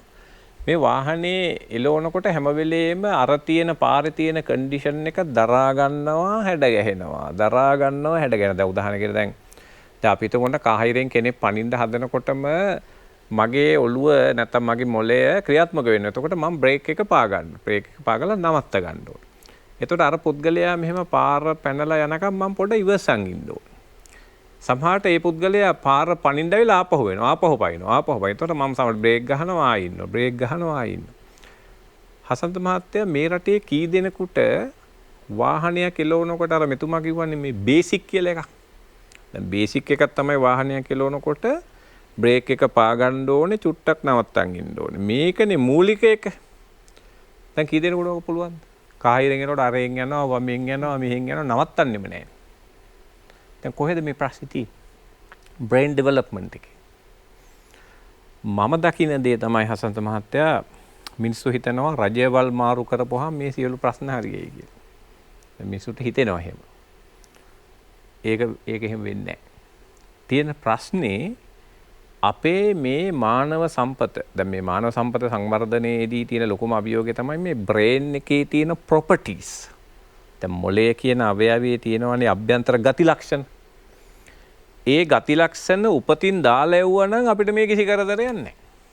දැන් බොහොම සරල උදාහරණයක් අපි ගමු. cognitive flexibility කියලා එකක් තියෙනවා. දැන් cognitive flexibility කියන්නේ ඒකෙන් තමයි හසන්ත මහත්තයා දැන් මට ඕන දේ සිද්ධ වෙන්නේ නැති වෙනකොට දරාගෙන හැඩ ගැහෙන්නේ. දැන් හිතන්නකෝ දැන් ඕන තරම් අපිට ළමයි එනවා මේ එයාට ඕන ප්‍රතිඵලය ආවේ නැහැ කිව්ව ගමන් ඔන්න වහ බොන්නවා. ඒක අතවල් කපා ගන්නවා. ඇයි? මේ ලෝකේ හැදිලා තියෙන්නේ මං හිතන පතන ආකාරයට දේවල් සිදු නොවෙන්න. ඒ ලෝකේ ස්වභාවය. ඒතර බ්‍රේන් එකේ ප්‍රොපර්ටි එකක් තියෙනවා මං හිතන දේ වෙන්නේ නැති වෙනකොට දරාගෙන හැඩ ගැහෙන්න. දැන් මේක හසන්ත මහත්තයා උපතින් චුට්ටක් එනවා ඒ ඉන්න සමාජයේ තියෙන සිස්ටම් එකක් විසින් මේක හදන්න ඕනේ. දැන් අපි බොහොම සරල උදාහරණයක් ගමු දැන්. දැන් අපි ගමු අපේ ටීචින් මෙතඩොලොජි එක. අපි දරුවන්ට උගන්වන විදිහ අපි ගමු. බොහොම සරල එකක් මම මේ කියන්නේ. දැන් අපේ ටීචින් මෙතඩොලොජි එක දිහා බලාගෙන ඉන්න අපේ රටේ අපි දරුවන්ට උගන්වන්නේ වරදින්න බෑ කියලා. දැන් මං වරද්දපු ගමන් ටොකු අයිනවා, කම්මිරිකනවා, පොල්ලෙන් ගහනවා, දන ගස්සනවා, කෑ ගහනවා, බලි අඳිනවා, පොත් විසි කරනවා. ගිහලා බලන්නකො ඉස්කෝලේ එක ළමයෙක් වැරදුනහම පුදුමාකාර කට්ටක් කන්න ඕනේ වැරදුනොත් එහෙම. කියන්නේ වරදිනවා කියන එකට එකඟ නැති සමාජයක් අපේ ටීචින් මෙතඩ්ස්. මට දීලා තියෙනවා ටොකු පට ගාලා ඒ කාලේ. ඉතින් හැම වෙලේම අපි මාර බයෙන් ඉන්නේ වරදී කියලා. දැන් දියුණු රටක අධ්‍යාපනයේ තියෙන්නේ වරදින එක තමයි හොඳ කියලා. මොකද වැරදුනහම තමයි අපිට අලුත් දේවල් සොයා ගැනීමට අවස්ථාවක් හම්බ වෙනවා. දැන් උදාහරණයකට මට වැරදුනහම ආපහු ඒක හිතා බලන්න, තව පැති හිතන්න, කරුණු ගවේෂණය කරන්න. මොකද වරදිනවා කියන එකත් එන්ජොයබල් එකක්. ඒකත් සතුටු විය යුතු දෙයක්. සත්කම් ආදීදී නෙමෙයි නික අධ්‍යාපනයේදී තමයි කියන්නේ. අධ්‍යාපනයේ. සත්කම් වල වැරදුනොත් ඒක ප්‍රශ්නයක්. උනේ ඒවා ඉතින් වෙනම හයි ස්කිල් නැතිවක් තියෙනවා. ඔව්. නමුත් දැන් අපි උදාහරණයකට වාහනවල වර්ධින්න බෑනේ එලවනකොට. දැන් ඒවා අපි හයි ස්කිල් ට්‍රේනින්. දැන් හසන්ත මම දැන් වෛද්‍ය විද්‍යාව වගේ එකදී වරදින්න බැරි වේද අපි වෛද්‍ය පීඨේ වරද්දලා නෙන්නේ. එන්නේ. ඊට පස්සේ වරදින්න බෑනේ. ඊට පස්සේ අපිට සර්ටිෆිකේට් එකක් දෙනවනේ වරදින්න බෑ කියලා. හැබැයි මුලින් අපි වරද්දනවනේ. ඒකනේ අපිට ඉන්ටර්න්ෂිප් එකක් දෙන්නේ. දැන් අපි වෛද්‍ය පීඨයේ ඉගෙනගත්ත පළියට ලෙඩු බාර දෙන්නේ නැහැනේ. අපි විශේෂඥ වෛද්‍යවරයෙක් යටතේ අවුරුද්දක් ට්‍රේන් කරලා අර ඉතුරු වැරදි ටික හදනවා කොහොමද? හැබැයි මම කියන්නේ ඒක නෙවෙයි. මේ සරල අධ්‍යාපනය. දවුන බාන්න එතන කරන මූලික වැරද්ද. දැන් හසන්ත මහත්තයා හිතන්න දැන් වරදින්න බෑ කියලා අවුරුදු ගාණක් මොලේක ට්‍රේන් වුණාම ඒ මොලේ පස්සේ කාලෙක කොහොම හිටියද? දුමාකාර පීඩනයක ඉන්නේ. මේක මේ රටේ තියෙන ලොකු ඛේද වාචකයක්. දැන් ඊළඟට අපි බලමු දැන් අපි හිතමු හසන්ත මහත්තයා මෙහෙම හිතන්න. මීටර් 100ක තරංගයක්. දැන් මීටර් 100ක තරංගයක් හදලා තියෙන්නේ ළඟ ඉන්න කෙනාව වරද්දන්න ඕන. දැන් මීටර් 100ක තරංගේ ඔක්කොම දිනන්න බෑනේ. හරි. ඒතර දැන් මම වෛද්‍ය පීඨයේ දැන් මම වෛද්‍යවරයෙක් හැටියට ඉගෙන ගන්නේ ඇයි? මම යම් කිසි දැනුමක් උකහාගෙන ඒ දැනුම මගේ මොළය ඇතුලේ ගබඩා කරගෙන ඒක යම් කිසි විදියක ප්‍රායෝගිකව යොදාගෙන අර මං හම්බෙන්නේ මිනිස්සුයෙකුට උදව්වක් උපකාරයක් කරන්නනේ. දැන් අපි ඉගෙන ගන්න දැනුම භාවිතා කරන්නේ. ඒතර මං ඉගෙන ගන්නේ මේ ළඟ ඉන්න කෙනාට වැඩියෙන් ලකුණු ගන්නද? මං ඉගෙන ගන්නේ මේ මගේ අල්ලපුවත් ඉන්න මිනිහා පරද්දන්නද? මෙයාට වඩා ලකුණු 3ක් වැඩියෙන් ගන්නද? පන්තියේ පළවෙනියා වෙන්නද? අයිලන්ඩ් රෑන්ක් ගන්නද මං ඉගෙන ගන්නේ. ඒතර හසන්ත මහත්තයා කල්පනා කරලා බලන්න මොනතරම් වැරද්දක් කරනවද අධ්‍යාපන අමාත්‍යාංශයේ මේ විනියෝ දීලා මුළු සමාජයම විකෘති කරනවනේ. පොඩ්ඩක් නිකන් කල්පනා කරලා බලන්න දැන් ළමයෙක් දැන් උදාහරණයක් කියලා ගිය සතියේ මට ළමයෙක් එනවා. මේ ළමයා අඬනවා. ඉස්කෝලේ යන්න බෑ කියලා. මොකද එයාගේ පන්තියේ පළවෙනියා වෙච්ච ළමයා ටීචර්ත් එක්ක එකතු වෙලා දැන් ටීචර්ස්ලා කරලා තියෙන වැඩේ දැන් ටීචර් දීලා තියෙනවා ළමයින්ට පේපර් ලකුණු කරන්න. එතකොට අර ළමයාලු හැමදාම පළවෙනියා වෙන්නේ. ඒතර ඒ ළමයා ගල්ලා තින්නේ අර ළමයාට ගණන් වලට පොඩ්ඩක් වැඩි කියලා එයා හොර ලකුණු දාලා අරකේ. මොනවද කපලා. දැන් ටීචර් පිළිගන්නේ නැල්ලු අර ළමයා කියන එකලු පිළිගන්නේ. ඉතින් මේ ළමයා අඬනවා ඉස්කෝලේ යන්න. දැන් මේ ලකුණු 3ක ප්‍රශ්නයක් අසන්න මහත්තයා. දැන් බාට ළමයි මොන තරම් ආත්මාර්ථකාමී කරලා තියෙනවද මේ විනියෝ කතන්දරේ. දැන් මේවා අධ්‍යාපනය කරපු මූලික වැරදිනේ. වරදින්න බෑ කියලා උගන්වනවා. විනියෝ දීලා 1 2 3 කියලා ගහලා ඉස්කෝලේ ඉස්සරහ බැනර් ගහලා පෝස්ටර් ගහලා අයිලන්ඩ් රෑන්ක් හදලා අරවා ගහලා මේවා ගහලා ඔළුව විකෘති කළා. ඒතොර එහෙම ළමෙක් අපි හදලා අපි පස්සේ කාලෙක කතා කරනවා අපි මානව දයාව ගැන.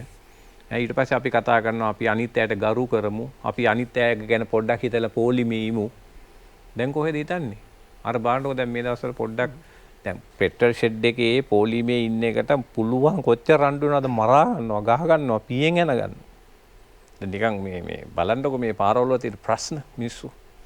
ඒ කියන්නේ දැන් තව කෙනෙක් පොඩ්ඩක් ඉවසගෙන ඉන්න බෑ. හේතුව ඒ විකෘති මානසික ස්වභාවය හදලා තියෙන්නේ මේ සිස්ටම් එකේ. මේ සිස්ටම් එකේ නිසා ළමයින්ට උගන්වන විදිහේ තියෙන ලොකු වැරද්දක්. ලොකු වැරද්දක් තියෙනවා. ඒ වැරදි නිවැරදි කරන්නේ නැතුව රටක් හැටියට අපිට කවදාවත් ගොඩ යන්න බෑ. ඒ නිසා දැන් අර අපි කතා කරන ඔය සකසුරුවම්, ඔය අපි කතා කරන ඉතුරු කිරීම, ඔය අපි කතා කරන මානව දයාව සහිත ළමයා, ඔය අපි කතා කරන සමාජ කුසලතා සහිත ළමයාව මේ එකිනෙකා පරාජය කරගෙන යන්න හදන මීටර් 100ක් වගේ දුවන්න හදපු අධ්‍යාපන ක්‍රමයක ඉන්න ළමයෙකුට ඒව කරන්න බෑ. නිසා අර ඔබතුමා කිව්වා වගේ අපි දොරමඩලා 100ක් කරත් මානව චර්යාව අර විදිහට තියෙයි. මොකද ඒ මොලේ අදාළ ප්‍රොපර්ටිස් ටික ඩෙවලොප් කරන්නේ නැත්තම්. ඉතින් මොලේ ප්‍රොපර්ටිස් මට කතා කරන්න පුළුවන් බොහෝ ප්‍රමාණයක්. දැන් ඔන්න ආවේග පාලනය, චිත්ත වේග පාලනය, පිළිවෙලට වැඩ කිරීම, ඉලක්කයකට වැඩ කිරීම, ඊළඟට දරා ගැනීම, හැඩ ගැහිම, ඊළඟට sannivedanaye. මේ sannivedanaයට අදාළ බ්‍රේන් එකේ තියෙන කුසලතා. දැන් හසන්ත මහත්තයා දැන් මේකේ තියෙන ප්‍රශ්නේ තියෙන මේ සබහා ධර්මයේ හරි කැත වැඩක් කරනවානේ. දැන් මේවා දාලා එවන්නේ නැහැ. දැන් ওই ටික දාලා එවුවා නම් අපිට මේක කිසි ප්‍රශ්නයක් නැහැ. දැන් ගැටලුව තියෙන්නේ මේ ටික බ්‍රේන් එකේ ඩෙවලොප් කරන්න ඕනේ. මේ ටික මොළය ඇතුලේ හදන්න ඕනේ. හදන්න නම් ගුරුවරයා අධ්‍යාපනඥයෝ කියන අය මොළය ගැන දැනගන්න ඕනේ. දැන් අපේ රටේ බොහෝ දෙනා හිතාගෙන ඉන්නේ මොළේ ආමාශය වගේ එකක් කියලා. දැන් ආමාශයේ හැටි තමයි ඒකට ඕන තරම් දේවල් පුරවගෙන යන්න පුළුවන්. වැඩි මොනොත් බඩයයි නැත්තම් වමනේයි. ඒ ආමාශයට මොකුත් වෙන්නේ නැහැ. හැබැයි කවුරු හරි හිතනවා නම් මොළේ ආමාශය වගේ මේකට දැන් ඔන්න දැන් මේ දවස්වල අපි දකිනවා දැන් මේ ඔන්ලයින් පන්ති තියලා මම දැන් එක පන්තියක් මම දැක්කා සඳ මහත්තයා මට එන ළමයෙක්ගේ රෑ 10 මාරි ඉඳලා පාන්දර 4 වෙනකන් ගණන් පන්තියක් යනවා. දැන් මේවා ගැන කවුරුත් බලන්නේ නැහැ. දැන් මේ ඔන්ලයින් කෙලියෙන් වෙලා තියෙන්නේ මොකෝ? රෑ එළි වෙනකම් මුන් පන්ති කරනවා. ගුරුවරු. ළමයින්ට නිින්ද. ඒ කියන්නේ දැන් මේගොල්ලෝ නිින්ද ගැන දන්නෙත් නැහැ. මතකේ ගබඩා වෙන්නේ කොහොමද කියලා දන්නෙත් නැහැ. මොලේ මං කිව්ව එකේ මොලේ ආමාශය වගේ හිතාගෙන ඉන්න පිරිසක් තමයි මේ අධ්‍යාපන ශාස්ත්‍රයේ ඉන්න සමහර අය. නැත්තම් හසන්ත මහත්තයා ළමයෙකුට පන්තියක් කරයිද රෑ 10 ඉඳලා පාන්දර 4 වෙනකම්. දැන් මම මේ කියන්නේ මේ නුවර ප්‍රදේශයේ තියෙන ලොකු කතාවක්. ගුරුවරු බර ගානක් අද මහරෑ 12ට පන්ති පටන් ගන්නවා එළි වෙනකම්. රජය මේවා ගැන දන්නේ නැද්ද? එක්ක හොයන්නේ නැද්ද? අතෑරලා ඉන්නවද කියන්නේ මට තේරෙන්නේ නැහැ. තව ටික දවසකින් සකසුරුවම නෙමෙයි මානසික රෝගීන් තවත් වැඩි වෙනවා මේ යන ක්‍රමයෙන්.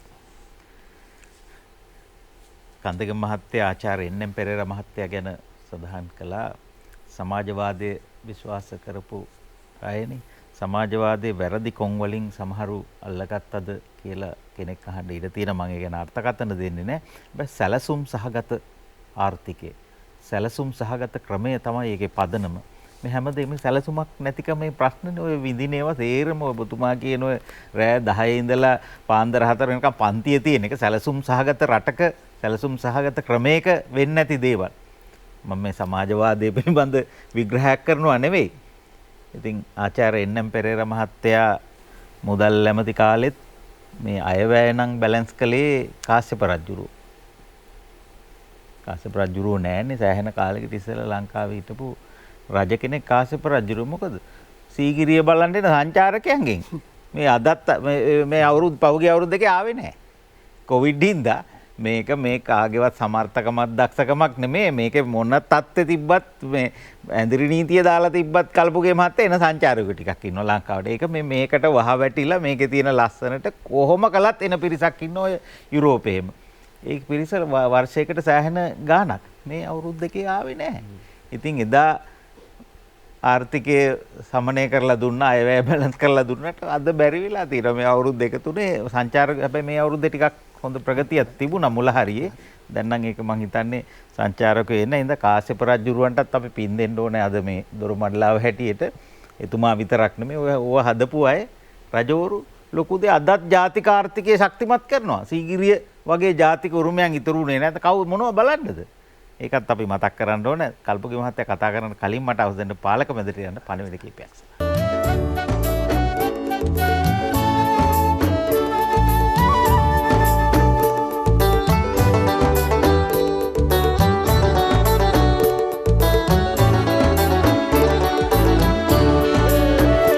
සිරිලක ඇසිදිසි සරසවි පින්දිම දොරින් දොරට දොර මඩලාවයි.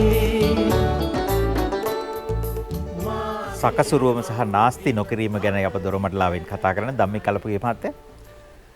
හසන්ත මේ පුජ්‍යලයන්ට තියෙනවා උපරිම ප්‍රයෝජනය ගන්න කොටස් තුනක්. කාලය, ධනය සහ ශ්‍රමය. දැන් අපි ඉස්සෙල්ලා මේ කාලය ගැන කතා කරොත් මම මේ රටේ සාර්ථකත්වය කරා ගිය කීප පොලක් එක්ක මගේ කතා බහ කරා අපි මේ දේශනවලට කරුණු ගන්න. විශ්වාස කරන්න හසන්ත අතිශෝක්තියක් නෙවෙයි හැම කෙනෙකුගේම අතේ තුනේ ඉතාමත්ම වටිනා ඔරලෝසුව. බෞද්ධරයේ අතේ තුනේ මේ රොලෙක්ස් කියන ඔරලෝසුව. මම ප්‍රශ්න කරා ඒක. ඇයි ඔබ මේ ඔරලෝසුව පාවිච්චි කරන්නේ? මේ සන්නාමයේ තියෙන ඔරලෝසුව පාවිච්චි කරන්නේ? ඕන් කියපු කතාව තමයි මේක තමයි අපේ සාර්ථකත්වයට දුන්න මූලික සාධකය. මොකද මේ කාලය කියන සම්පතෙන් අපි උපරිම ප්‍රයෝජනය ගත්තා. මේක නාස්ති නොකර අනිත් හැම සම්පතක්ම අපිට ගන්න පුළුවන්.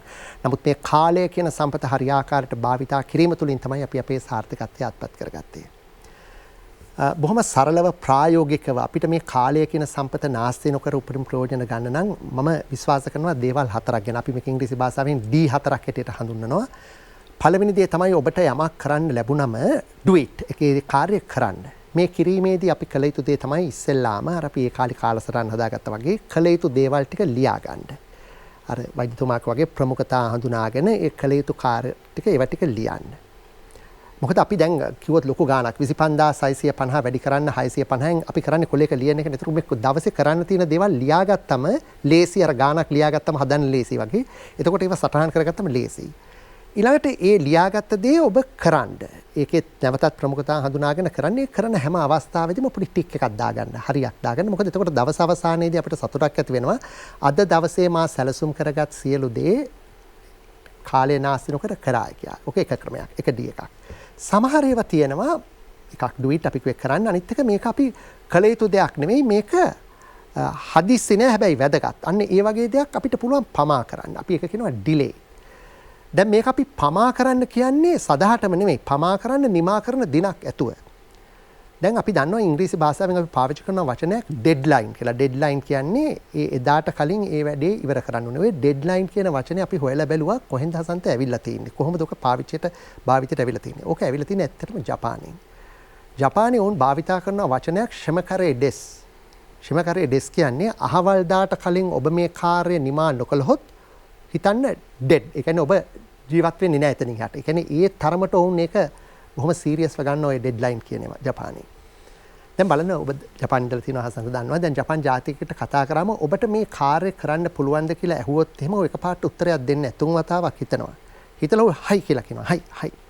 හයි කියන්නේ ජපානි භාෂාවෙන් මේ ඕකේ කියන එක අපි අර කියන්නේ ඕකේ කියලා. දැන් අපිත් දැන් ඔහොම වැඩක් බාර දුන්නම අපි ඕකේ කියලා කිව්වට ඒක ඕකේ දේ අපි නිමා කරන දිනේට හරියට මේ දේවල් කරනද බහුතරයක් අවස්ථාවේදී අපි කරලා තියෙන සමීක්ෂණ වලින් හොයලා තියෙනවා ඒ දේ කරන්නේ නැහැ. අපි හැබැයි ඕකේ කියන අකුරු දෙක පාවිච්චි කරනවා. දැන් අපි දන්නවා නම් සැබෑම මේ ඕකේ කියන අකුරු දෙක කොහොමද භාවිතයට ඇවිල්ලා තින්නේ කියලා මම හිතන්නේ අපි හරි පරිස්සමෙන් වෛද්‍යතුමනි ඔය අකුරු දෙක පාවිච්චි කරන්න. ඕක දැන් එක එක විදිහට අර්ථ දක්වනවා. ඒ කියන්නේ ඒ කාලේ කියනවා රජතුමා හමුදාවක් යවනවා යුද්ධෙට ගිහිල්ලා ඇවිල්ලා වුණාට පස්සේ කියනවා කොහොමද යුද්ධේ තත්ත්වය කියනවා 0 kill. ඕකේ 0 kill කියන්නේ කවුරුත් මැරුණේ නැහැ. ඒ හින්දා අපි ජයග්‍රහණය කරා. නමුත් ඊටත් වඩා අර්ථවත් කතාවක් මට එක්තරා සංග්‍රහයක හම්බුණා ඕකේ කියන අකුරු දෙක කොහොමද ඉංග්‍රීසි භාෂාවට ඇවිල්ලා තින්නේ කියන්නේ මේ ඇමරිකාවේ රේල්වේ එකේ ඉඳලා තියෙනවා එක්තරා වෝෆ් ක්ලාක් කෙනෙක්. මේ වෝෆ් ක්ලාක් හැමතිස්සෙම සිය කාර්ය කරලා ඔහු හරියක් දාලා ඒ ගණන් හිලව් ඔක්කොම බලලා ඒ යන්න ඕන තැන ඔක්කොම බලලා හරියක් දාලා ඕකේ කියලා ලියනවා. ඒ ඕකේ කියලා ලියන්නේ ඔහුගේ ඉංග්‍රීසි ඒ වචන ඉංග්‍රීසි නම් දෙකේ මුල් අකුරු දෙක. මම නම අවසානයේදී කියන්නම් මේ කතාව කරුණාට පස්සේ. ඔව් හැම තිස්සෙම ඒ ඕකේ කියලා හරියක් දාලා ඕකේ කියලා දැම්මොත් එහෙම ඕක අර යන නගරයට ගිහිල්ලා ඒක පරීක්ෂා කරලා බලුවම ඒකේ තියෙන ලිය කියවිලි අදාළ දේවල් ඒ සියල්ල 100% නිවැරදි කිසිම වතාවක වැරද්දක් වෙලා නැහැ. අවුරුදු 12ක ඔහුගේ සේවා කාලය තුල ඔහුගේ අතින් ඕකේ කියලා හරියක් දාලා තිනවා. ඔහු චෙක් කරලා හරියක් දාලා තින ඕකේ කියලා තියෙන දෙයක කවමදාක්වත් වැරද්දක් වෙලා නැහැ. පස්සේ ඔහුට ගරු කරන්න ඔය ඕකේ කියන අකුරු දෙක ඉංග්‍රීසි භාෂාවට පාවිච්චියට ඇවිල්ලා තියෙනවා. හැබැයි ඊට පස්සේ ඔහු වසර 40ක්ම ඒ රේල්වේ එකේ ඉන්නකොට US රේල්වේ එකේ ඉන්නකොට කවමදාක්වත් ඔහුගේ අතින් කිසිම ආකාරයක වැරද්දක් වෙලා නැහැ. ඉතින් ඔහුට ගරු කරන තමයි ඔය ඕකේ කියන අකුරු දෙක ඉංග්‍රීසි භාෂාවට ආවයි කියලා මේ සංග්‍රහය කියන්නේ. ඔහුගේ නම තමයි ඔබ්රි කෙලාට් කියන මේ වෝෆ් ක්ලාක්. නමුත් අද අපි ඔය ඕකේ කියන වචනය පාවිච්චි කරන හැටි ඔබ්රි කෙලාට් ඉන්න ලෝකෙ ඉඳලා බලන් ඉන්නවා නම් ඌට හරීම දුකක් ඇති වේවි.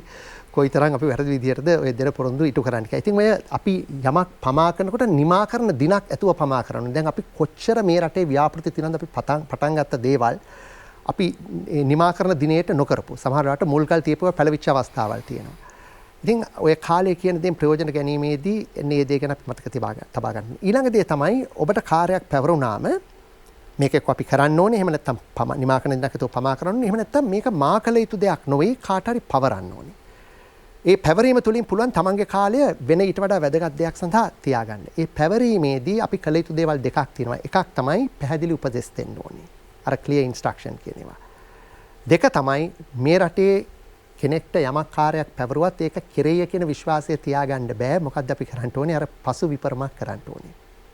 හතරවෙනි දේ තමයි හතරවෙනි D එක තමයි අපි කියන්නේ destroy. ඒ කියන්නේ යමක් කරාට පස්සේ ඒකේ අදාළ දේවල් ඔබ තබාගත යුතු නැහැ. ඒක ඔක්කොම අහක් කරලා දාන්න. මොකද ඔබේ මේසේ අනවශ්‍ය දේවල් වලින් පිරීලා තියෙනවා නම් ඒක මනසට වදයක්. ඒ හින්දා ඒක අහක් කරලා දාන්න. ඔය අහක් කරලා දානකොට අපි ඇසිය යුතු ප්‍රශ්නයක් තමයි මේ දේ මේ ලිය කියලා වේවා මේ දේ නැතිවීම තුලින් මොකද්ද වෙන්න පුළුවන් ලොකුම හානිය. ඒ හානිය අපිට කළමනාකරණය කරන්න පුළුවන් නම් ඒක නැති කරලා දාන්න. දැන් හිතන්න අපි ලිය කියවිලක් ස්කෑන් කරලා දැන් අපි කම්පියුටර් එකට දාගන්නවා. ඉතින් ওই ලිය කියවිල නැති වුණා කියලා ප්‍රශ්නයක් නෑ. ඒක ස්කෑන් කරලා තියෙනවා. ඒකෙන් අපිට ඉඩ ප්‍රමාණය ඉතුරු වෙනවා. ඉතින් ඔය අපිට නාස්ති අවම කරගන්න පුළුවන් විදි. සමහර රට අපි ලිය කියවිලක් ගන්න ඕනෙම නෑ. ඒක අපිට කොලේ ඉතුරු වෙනවා. ඒකම අපිට පුළුවන් නම් සටහන් කරලා කම්පියුටරේ තියාගන්න. ඒකෙන් අපි ඒ දේ ඉතුරු කරගත්තා වෙනවා. ඔය කාලය ගැන කතා කරොත් අපි ඊට පස්සේ මුදල ආශ්‍රිතව දේවල් කතා කරොත් වෛද්‍යතුමාත් ඒ ගැන කිව්වා අපි මේ මුදල් භාවිතා කරනකොට කොයිතරම් සැකසුරුවමක් අපි තුල තියෙනවද මේක ඇතිවිය යුතු විනයක් අපි මේ කඳගම් මැතිතුමා කිව්වාවෙන් දැන් මට මතකයි අපි පාසල යන්න ගත්ත කාලේ හෝඩියට යන කාලේ මගේ තාත්තා මට දෙනවා 7 5 ඔය 7-5න් හවසට එනකොට දවල්ට එක්කන් එනකොට පාසලේ ඉඳලා එනකොට එක කඩයක් තියෙනවා. ඒ කඩේ පහු වෙනකොට ඔහුට ඒක මතක් වෙලා මගෙන් අහනවා ඒ 7-5න් මොනවද කරේ කියලා. ඒ 7-5න් මොනවද කරේ කියලා. 7-5 නැති වෙච්ච දාට පන්තියේ මං අඬනවා. ඊළඟට මම ওই කඩේ ළඟට එනකොට දැන් හිතනවා දැන් තාත්තා ඒක අපිට බොරුවක් කියන්න ශක්තියක් නැහැ. ඉතින් අපි මොකද කරන්නේ නැති උනායි කියලා කියනවා. ඉතින් ඒකට බැනුමක් අහනවා කියන්නේ ඔක පරිසම් කරගන්න. දැන් මේව ඔක්කොම ඔය අර පිරිමැස්ම ඒව අපිට ඒ කාලේ ඉඳලා කියලා දුන්නා. අර හොඳම දේ තමයි වෛද්‍යතුමා කියවාමින් මේ අර පිරිමැස්ම අපිට උගන්වන්න ඕනේ මේක gederදී අපි හැසිරෙන විදිහෙන්. අපි දන්නවා අපි ඒ කාලේ දෙමව්පියොත් එක්ක මේසේ වටේ ඉඳගෙන තමයි ආහාර අනුභව කරේ. ඒ ආහාර අනුභව කරනකොට පියා කියනවා ඒ එළවලුව හදපු හැටි, වවපු හැටි, ගොවියා ඒ සඳහා වෙච්ච මහන්සිය, මේක කල්ගත වෙච්ච හැටි, වැඩෙන්න නෙලපු හැටි, අහුරපු හැටි, මාකට් එකට ආපු හැටි, ඒක විකුණපු ආකාරයේ ගෙවපු මුදල, අම්මා මේක හදන්න වෙච්ච මහන්සිය ප්‍රතිඵලයක් හැටියට එදා අපිට ඒ දුන්න දැනුම අදත් අපි කෑම පිගානක් කාලේ වුණාට පස්සේ කරපිංච නැට්ටක් ඒක ඉතුරු වෙන්නේ නැහැ. ඉතින් ඔය ආර පිරිමැස්මේ දැනුම ඕක දෙනවද? දැන් බලන්න දැන් සමහර රටවල් වල ඕක ගේනවා. දැන් නෝර්වේ වගේ රටක එක්තරා රෙස්ටොරන්ට් එකක් තියෙනවලු. ඒකේ ඔබ ආහාර බෙදා ගන්න පුළුවන්. ඔබතුමා වගේ බුෆේ එකට ගියාම අපි තියෙන දේවල් කන දේවල් ඔක්කොම බෙදා ගන්නවා මෙහි. අරගෙන නාස්තිය තමයි වැඩි කරන්නේ. නමුත් දැන් ඒ රෙස්ටොරන්ට් එකේ කාලේ වුණාට පස්සේ පිගාන පෙන්වන්න ඕනලු. යම් දෙයක් ඉතුරු වෙලා තියෙනවා නම් ඉතුරු වෙච්ච දේට ඔබ ගෙවන්න ඕනලු. බලන්න වෛද්‍යතුමනි ඒ විනය හදන හැටි. ඊළඟට අපි මේ මුදල භාවිතා කරලා කරන දේවල් වලින් ලෝකයට පේන්න දේවල් අපි කරනවද? අපි අමාරුකමකට වැටිලා. මං ගියා වරක් එක්තරා ගෘහ නිර්මාණ ශිල්පියෙක් මුණ ගැහෙන උ තාමත්ම අලංකාර ග්‍රහයක් හදලා තිනවා ඒ තමන්ගේ දැනුමෙන්. මේ ගෙදර හැමදේම කරලා තිනවා. නමුත් මේ ගෙදරට ඕන කරන ලී බඩු ටික අරගෙන නැහැ. මං ඔහුගෙන් අහුවා ඇයි ඔබ මේකට ඕන කරන ලී බඩු ටික තාම දාලා නැත්තේ? ඔහු එතකොට කිව්වා මේක එක්තරා තේමාවකට මං හදපු ගයක්. ඒ තේමාවට හරියන විදියට ලී බඩු දාන්න ඕනේ. ඒ ලී බඩු දාන්න තව මට රුපියල් මිලියන මෙපමණ ප්‍රමාණයක් යනවා. ඒ හින්දා මම මේ මුදල ඉතුරු කරගත්තට පස්සේ තමයි මම මේ දේ කරන්නේ. ඉතින් මං කිව්වා ඇයි ඔබ එතකන් ඉන්නේ මේ ඔබගේ ගේ සම්පූර්ණ නෑනේ. ඔබ යන්න ඕනම බැංකුවකට කවුන්ටරෙන් ඔබේ වෘත්තීය සැලකිල්ලට අරගෙන ඔබේ හැකියාවල් සැලකිට අරගෙන ණයක් දේවිනේ. ඉතින් ඒ ණය අරගෙන ඔබට පුළුවන් ඕන කරන පුටු මේස ඔක්කොම ගන්න. ඔහු හරි ලස්සන කතාවක් මට කිව්වා. ධම්මික මම මොකටද දුක් මහන්සි වෙලා ණය අරගෙන මෙතනට හොඳ පුටු සෙට් ගන්න ඉඳලා හිටලා අපේ ගෙදරට එන පුද්ගලයාට සනීපෙන් ඉඳගෙන ඉන්න. දැන් පොඩ්ඩක් බලන්න අපිට ඔය ආකල්පේ කොයි තරම් බලන්න ඒක වැදගත්ද? අපි හුඟක් වෙලාවට අපහසුකම් වලට මුහුණ දෙනවා මේ අනිත් අයව සනසන්න. දැන් මේ වගේ වකවානුවක් අපි හැම තිස්සෙම හිතන්න ඕනේ. රටක ප්‍රශ්නයක් තියෙන වෙලාවට අපි ඔක්කොටම ආර්ථික ප්‍රශ්න තියෙන වෙලාවකට යම් දේවල් ගැනීමේදී අර තියෙනවා දේවල් දෙකක්. nice to have. ඒ කියන්නේ බොහොම මේක සුඛෝපභෝගී එක තියාගන්න. එහෙම නැත්නම් need to have. A need to have කියන්නේ මේක අත්‍යවශ්‍යම දෙයක්. අපි මුදල් වියහියදම් කළ යුත්තේ need to have. ඒ කියන්නේ අත්‍යවශ්‍යම දෙයකට විනා nice to have සුඛෝපභෝගී දෙයකට නොවේ. තව එක කතන්දරයක් කියන්න මට උදව් කරන්න වෙලාව දෙන්න හසන්ත. අපි මේ නවසීලන්තයට ගිය අවස්ථාවකදී ඒ ගෙදර හිටියා මේ ඔහුගේ වාහනේ මේ GPS එකක් තියුනේ නැහැ. නමුත් මාව තව ලාංකික පුද්ගලෙක් එක්කගෙන ආවා රාත්‍රී භෝජන සංග්‍රහයකට ගෙනියන්න. ඒ පුද්ගලයාගේ වාහනේ හොඳ GPS එකක් තියුණා. පස්සේ මම අර හිටපු නවාතයන් අරගෙන හිටපු ගෙදර ඒ පුද්ගලයාගෙන් ඇහුවා ඇයි ඔබ මේ GPS එකක් පාවිච්චි කරන්නේ නැත්තේ? ඔහු කිව්වා මම නවසීලන්තයට ආවේ අවුරුදු 30කට කලින් හැම පාරක්ම මම දන්නවා. ඒ හින්දා මට මේ GPS එක අවශ්‍ය නැහැ.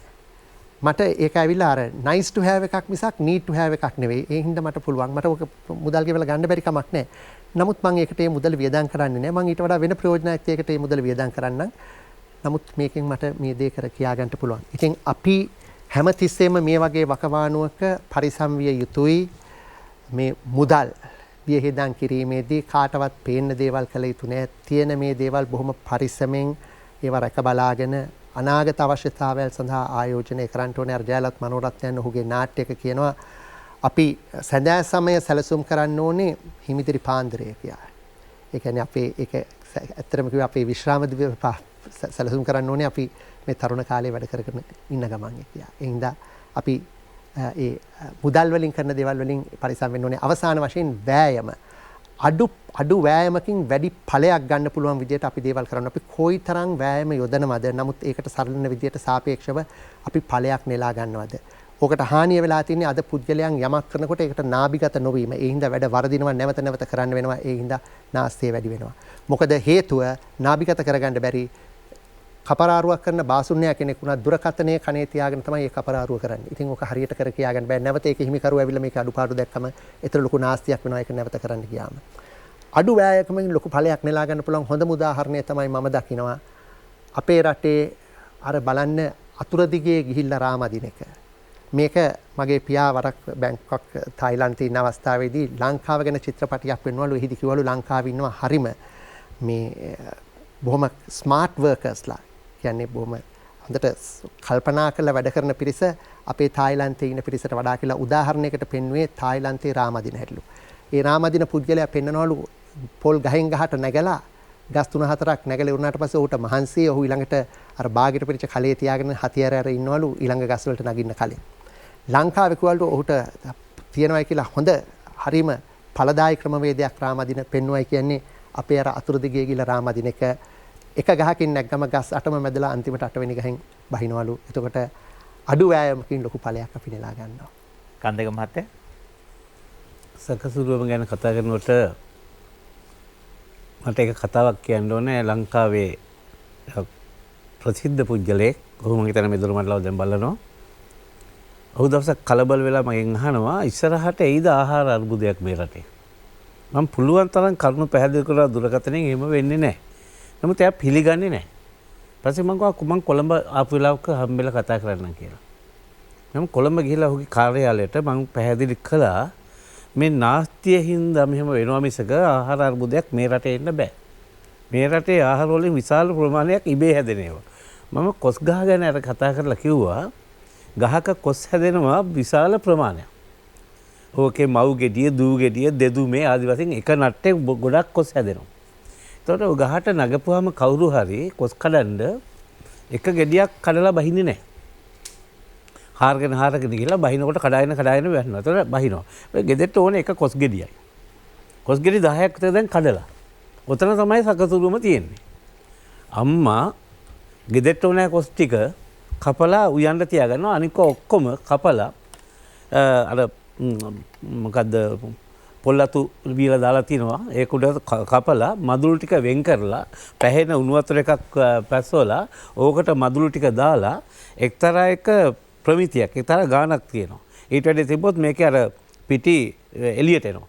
ඒ ගාහන්ට අරගෙන නමලා මේක වේලනවා. වේලලා අටුකොස් හැටියට අටුවට දානවා තියෙන. අවුරුදු මේක ඕන තරම් කාලයක් තියාගන්න පුළුවන්. කොස් ඇටත් එහෙමයි. කොස් ඇටත් තම්බලා වැඩි හරිය වේලලා අටුවේ දානවා. මේ විදිහට විශාල කන කොස් ප්‍රමාණයට වැඩි ප්‍රමාණයක් අටුවේ වේලෙනවා. එහෙනම් කොහොමද අපි බඩගින්නේ ඉන්නේ? එබන අපි දන්නේ නැතුව.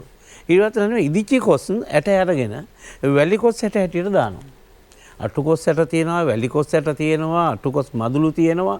මේ එතකොට අපි මාස 6ක් 7ක් කොස් කන්න පුළුවන්කම තියෙනවා. එතකොට කොහොමද අපි මේක වෙන්නේ? ඒකම නෙමෙයි, ඒ විතර නෙමෙයි අපි කිසි දෙයක් කුසිය විසිකලේ නැහැ. අපි කෙසෙල් ගෙඩිය මාළුවට උයලා පොල්ලෙල්ල එකේ තියෙන පොත්ත මැල්ලුම් හදනවා. ඒ විතරක් නෙවෙයි අර මඤ්ඤොක්කා තම්බලා ඒකේ පොත්ත මම දන්න දේ අපි කරලා තියෙන දේ ඒ පොත්තත් හොඳට සුද්ධ කරලා අර පොත්තේ තියෙන අර මඩ ටික අයින් කරලා ඒක පුංචියට කපලා ගැඹුරු තෙලේ බෙදලා පපඩම් වෙනුවට ගන්නවා. අද මේවා තියෙනවද? හරියට මඤ්ඤොක්කාලේම ප්‍රයෝජන ගන්නවද? කෑල්ලක් ඒකනොත් කෑල්ලක් මේ හොඳ හරියට විසි කරනවා. මෙන්න මෙහෙම කුස්සියේ අර මැස්ම නැහැ. ඉතින් මම කිව්වහම ඇත්ත ඒ වෙලාවේ තමයි එතුමාට තේරුනේ මේකයි අපිට උගන්වන්න තියෙන්නේ කියලා. මොකද එතුමා බය වෙලා තවත් එක මහත්තයෙක් කියාපු කතාවක් ඉස්සරහට මේ ආහාර අර්බුදයක් එනවා කියලා. ඒකට කතා කරන්න තමයි උත්තරේ කිව්වේ. දැන් පුජ්‍යලයා කවුරු හරි කියලා කිව්වොත් නම කියන්න ඕනේ නැහැ. ඌ මේ රජයේ ඇමතිවරේ. නැහේතෝ ඇමතිවරයා මේක අහගෙන ඉන්නවා. හරිද? ඊට පස්සේ එයා පිළිගත්ත වැරද්ද අපේ.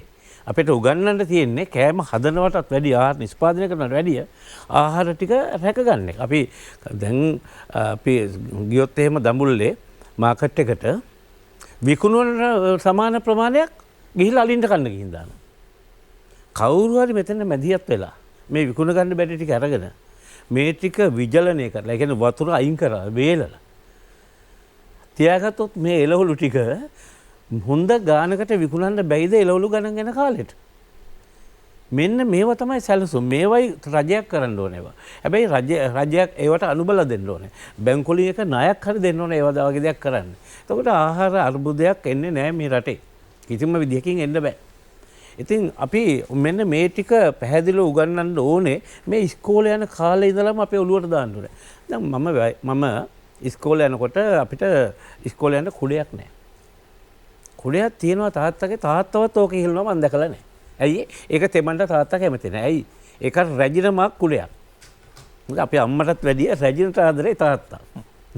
එහෙනම් මේක තෙමන්නේ නැහැ. තාත්තත් හබර් ලත්තක් තමයි අරන් යන්නේ. ඉතින් හබර් ලත්තක් කපලා දෙනවා. හැබැයි තාත්තා කියනවා හෙට එහෙම කපන්නේ නැහැ. ඕක අරන් එන්න ඕනේ. පරිස්සමෙන් හබර් ලත්ත ඔළුවට අල්ලගෙන ගිහිල්ලා ඉස්කෝලේ තියෙනවා තැනක්. අපේ ඉස්කෝලේ අපේ පන්තියේ හබර් ලතු තියන තැනක් තියෙනවා. හබර් ලත තියෙනවා ඒක උඩින් ඊළඟ එක්කෙනා තියෙනවා ඊළඟ එක්කෙනා තියෙනවා. යනකොටත් ඉස්කෝලේ ඇරලා එක එක්කෙනා ඒක ඇරයි යනකම් ඉන්න ඕනේ මගේ කෙනකම්. එහෙම නැත්නම් එතන දඬුවමක් තියෙනවා. ඒක දැක්කොත් අපිට උගන්වන්න මහත්තුරු. ඒ දවස් සර්ලා නැහැනේ මහත්තුරු. හොඳ දඬුවමක් එතනින් විඳලා තමයි එන්න වෙන්නේ. ඉතින් පරිස්සමට විනයක් තියෙනවා. මොකද මේක හොල්ලා එන්නේ නැහැ. ඇටගලින් ගේ ගාවෙන් තියෙනවා. දවස් 4ක් විතර මේ හබර් ලත්ත පාවිච්චි කරන්න පුළුවන්. 4 වෙනි දවසේදී මේක ඉරෙනවා. ඉදිලා. එතකොට තමයි තාත්තා බලලා තව හබර් ලත්තක් කපලා දෙන්නේ. මේ අර පිරිස්ම හින්දා පස්සේ කාලෙකදී හබර් ලතු 7ක් හිල් වෙන වැස්ස කියලා වැස්සක් මම ඒ වැස්ස ගැන හොයනවා. මම වැහි ගැන අධ්‍යයනය කරනවා. නොයෙකුත් වැහි තියෙනවා. එකක් තියෙනවා හබර් ලතු 7ක් හිල් වෙන වැස්ස. මේක තේරෙන්නේ නැහැ මේ හබර් ලත්ත පාවිච්චි අර පරිස්සමෙන් පාවිච්චි නොකරපු කෙනෙකුට. මොකද ඔය සංවහන වැහි කාලේ දවස් 45ක් වහිනවා. මාස එකමාරක් වක වහිනවා. මේ කාලේ තමයි ඔය හබර් ලත්තේ හොඳටම ප්‍රයෝජන තියෙන කාලේ. එතකොට ඒ 45න් දවස් 20ක් 28ක් වගේ තමයි ඉස්කෝලේ යන්නේ. අනිත් ටික නිමාඩු.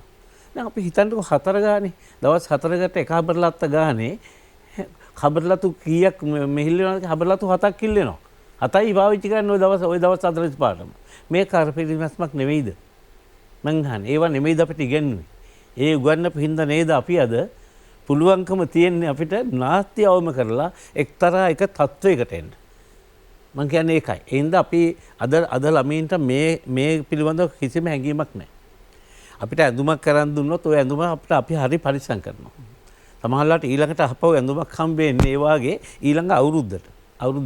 ඉතින් පරිස්සම් කරනවා.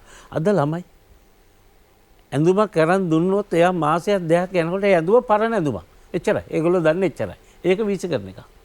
මේ මට්ටමට මේ මානසික තත්ත්වය හැදෙනකන් අපි බලා හිටියා. ජාතියක් හැටියට කවදාකවත් ගොඩකට එන්න බෑ.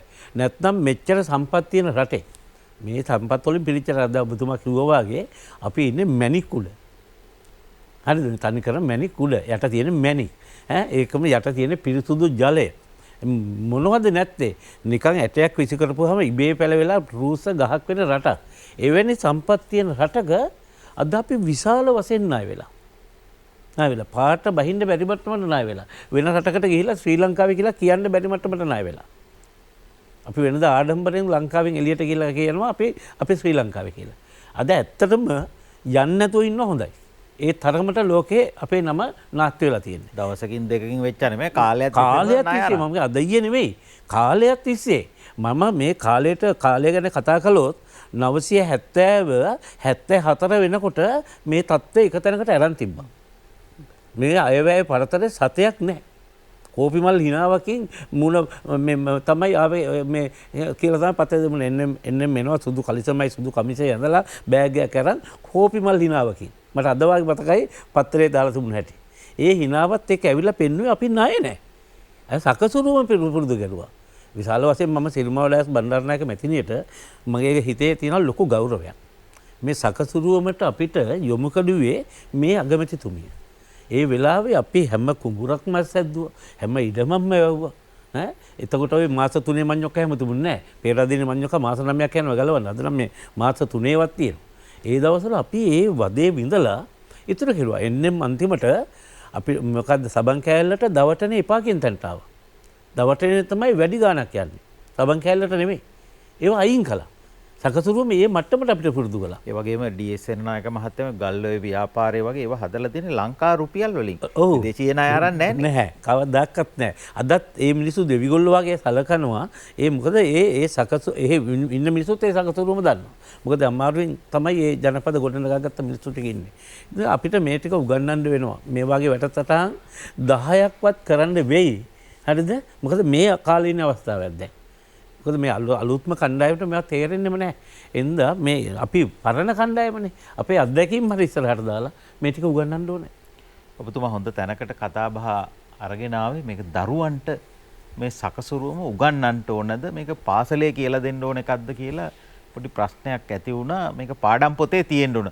මොකද මේ දැන් තියෙන තැන්වල දරුවෝ තියෙන තැන්වල අම්මලාට තියෙනවා කියන පොසත් ගෙවල් කියලා කියමුකෝ. ඉතින් අගහිඟ එකක් නැහැ. ඉතින් ඕන දේවල් ගෙනත් දෙනවා. සෙල්ලම් බඩු දෙනවා, අලුත් ඇඳුම් දෙනවා, පොත් දෙනවා, ඕන දෙයක් ඉල්ලන එක දෙනවනේ. හැබැයි නැති දවසකුත් එන්න පුළුවන්. මේ ළමයා කරකෝල තැල්ලේ වගේනේ. දැන් නැති දවසක් ආපුවා මේ ළමයා දන්නේ නැහැ එහෙම දවසක් එනවායි කියලා. ඉතින් ඒ ළමයාට මේක කියලා දෙන්න එපායි. ඒ වගේම නැති තැන කොහොමටත් මේ කැමති වුණත් අකබැඳෙන සකසුරුවන් කරන්න වෙලා තියෙන්නේ. නැත්තම් ඉතින් අමාරුවේ. ඒක ඔක අය උගන්නන්න දෙයක් නැහැ. ඒක ස්වභාවිකවම දැන් කරන්න වෙනවා. තව මාස දෙක තුනක් යනකොට අපි එහෙම දුෂ්කර කාලයක් ගත කරලා තමයි ආයි සමෘද්ධියක් අපිට බලාපොරොත්තු ඒක රටක් හැටියට අපි හැමෝම සූදානම් වෙන්න ඕනේ. ඒකට තමයි අපි මේ දොරමඩලාව සංවිධානය කරන්නේ. කොහොම වුණත් සමෘද්ධිය තිබුණත් සකසුරුවම තියෙන්න ඕන. තියෙන කාලෙට තමයි ඒක වැඩියෙන් තියෙන්න ඕන. ඒකත් මතක් කරන්න ඕන පාඩම් පොතේ ඉඳලා. දැන් අච්චු පොත් අලුත් අච්චු පොත් වලට අපි හරි ආසයි. ඒ උනට කඩදාසි ප්‍රශ්නයක් තියෙනවා. පොත් මුද්‍රණය කරන එක පිළිබඳ ගැටලුවක් තියෙනවා. එතකොට පරණ පොත් අපි පාවිච්චි කරන දරුවන්ට මේ කියලා දෙන්න ඕන. සකසුරුවම ගැන කතා කරන වෛද්‍යතුමා කතා කරන කලින් මට අවසර දෙන්න පාලක මැදිරියට යන්න පාලක මැදිරිය මගින් නිකුත් කරන පණිවිඩ කීපයක් සඳහා.